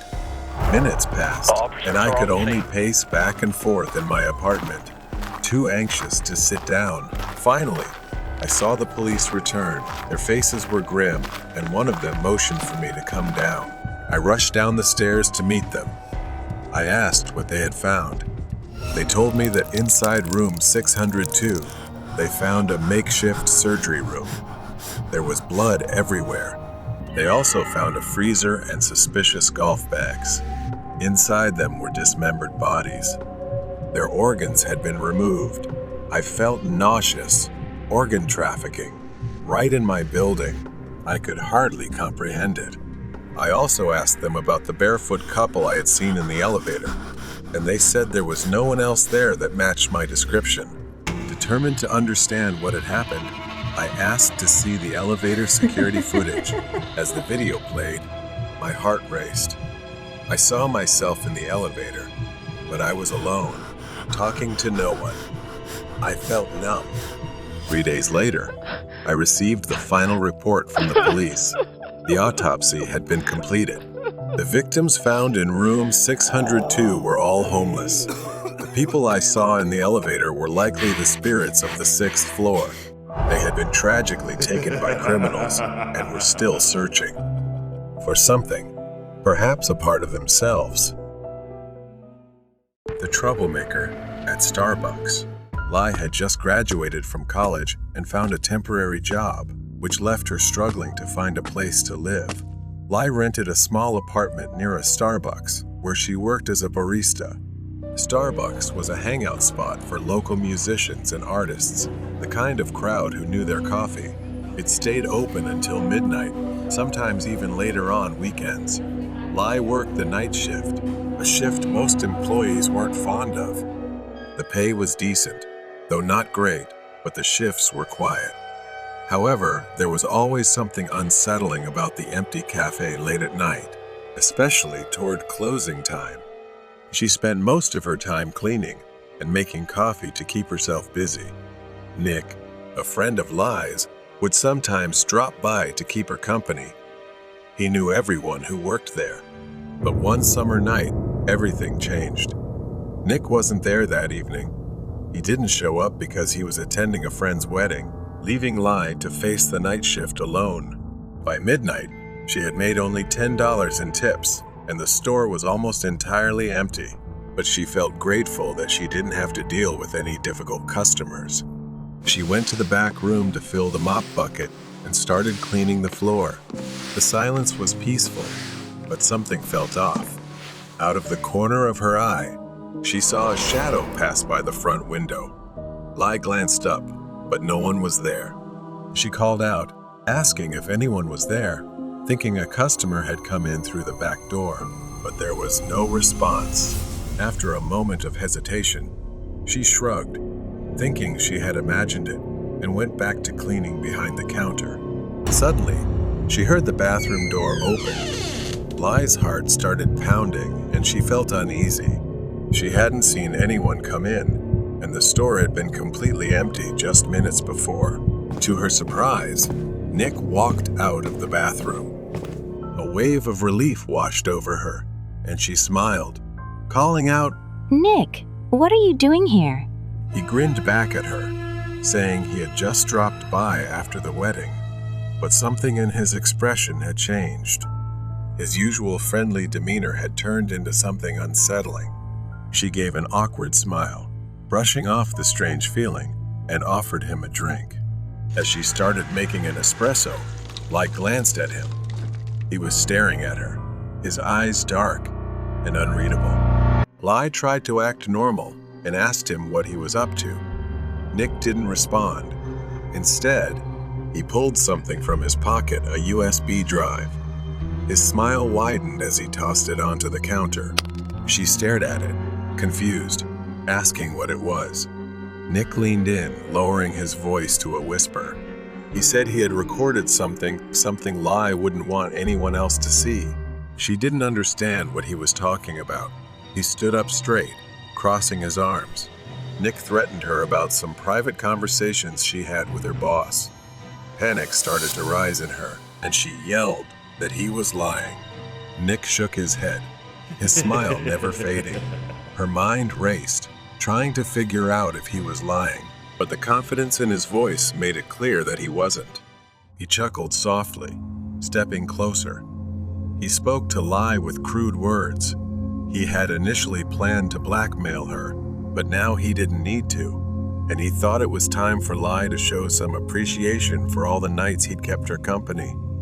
A nauseating feeling rose in Lai's throat as she realized what he was implying. She backed away, her heart pounding in her chest, screaming that he was insane and that she hadn't done anything. Nick's smile turned sinister. Her hands trembled, barely able to breathe as she tried to figure out how to escape. The store was closed, and the doors were locked. She was alone with him, and he was moving in, ready to corner her. She backed away and pleaded with him. His expression darkened, saying he had spent too much time helping without getting anything in return. He reached behind his back and pulled out a knife, its blade gleaming in the dim light. She glanced around the room, desperately searching for a way to escape.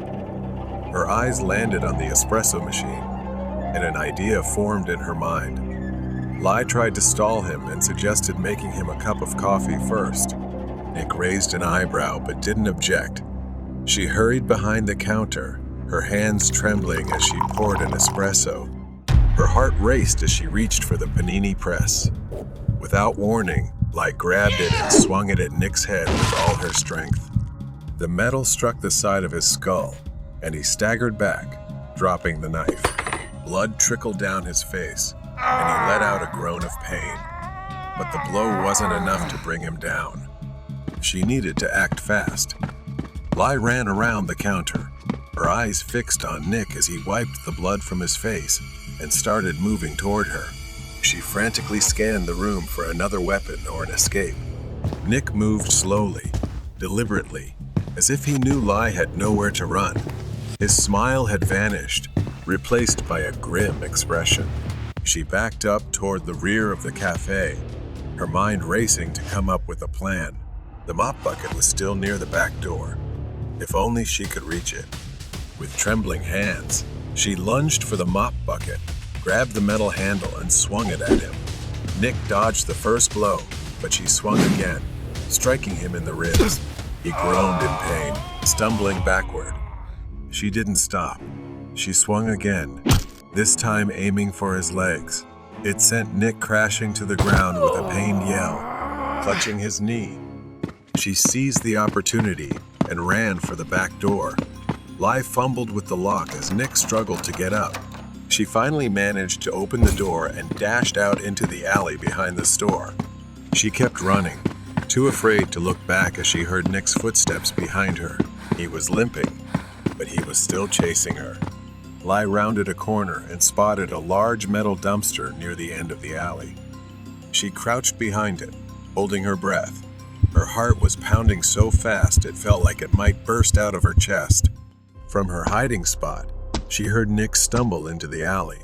His breathing was heavy, labored from the pain, and then his bitter voice called out, asking where she was, saying it wasn't over yet. Lai covered her mouth with her hand, trying to stay as silent as possible, not daring to move. Suddenly, she heard a faint sound, the wail of sirens in the distance. Maybe someone had heard the commotion and called the police. Nick began limping back toward the Starbucks, his footsteps growing fainter as he disappeared into the night. Her legs were shaking so much, she could barely stand. She knew she had to leave before he came back. As she stumbled onto the street, she saw the flashing lights of a police car approaching. I felt a wave of relief and waved for help. A short time later, Lai was brought to the interrogation room at the police station. The officers came in and told her that Nick had been arrested. He had been hiding in the cafe, trying to erase the security footage. The relief was immense. It was finally over. Nick had been arrested, and the evidence against him was undeniable. He would be charged with multiple crimes, including assault and attempted blackmail. The nightmare was over, and Nick would pay for everything he had done.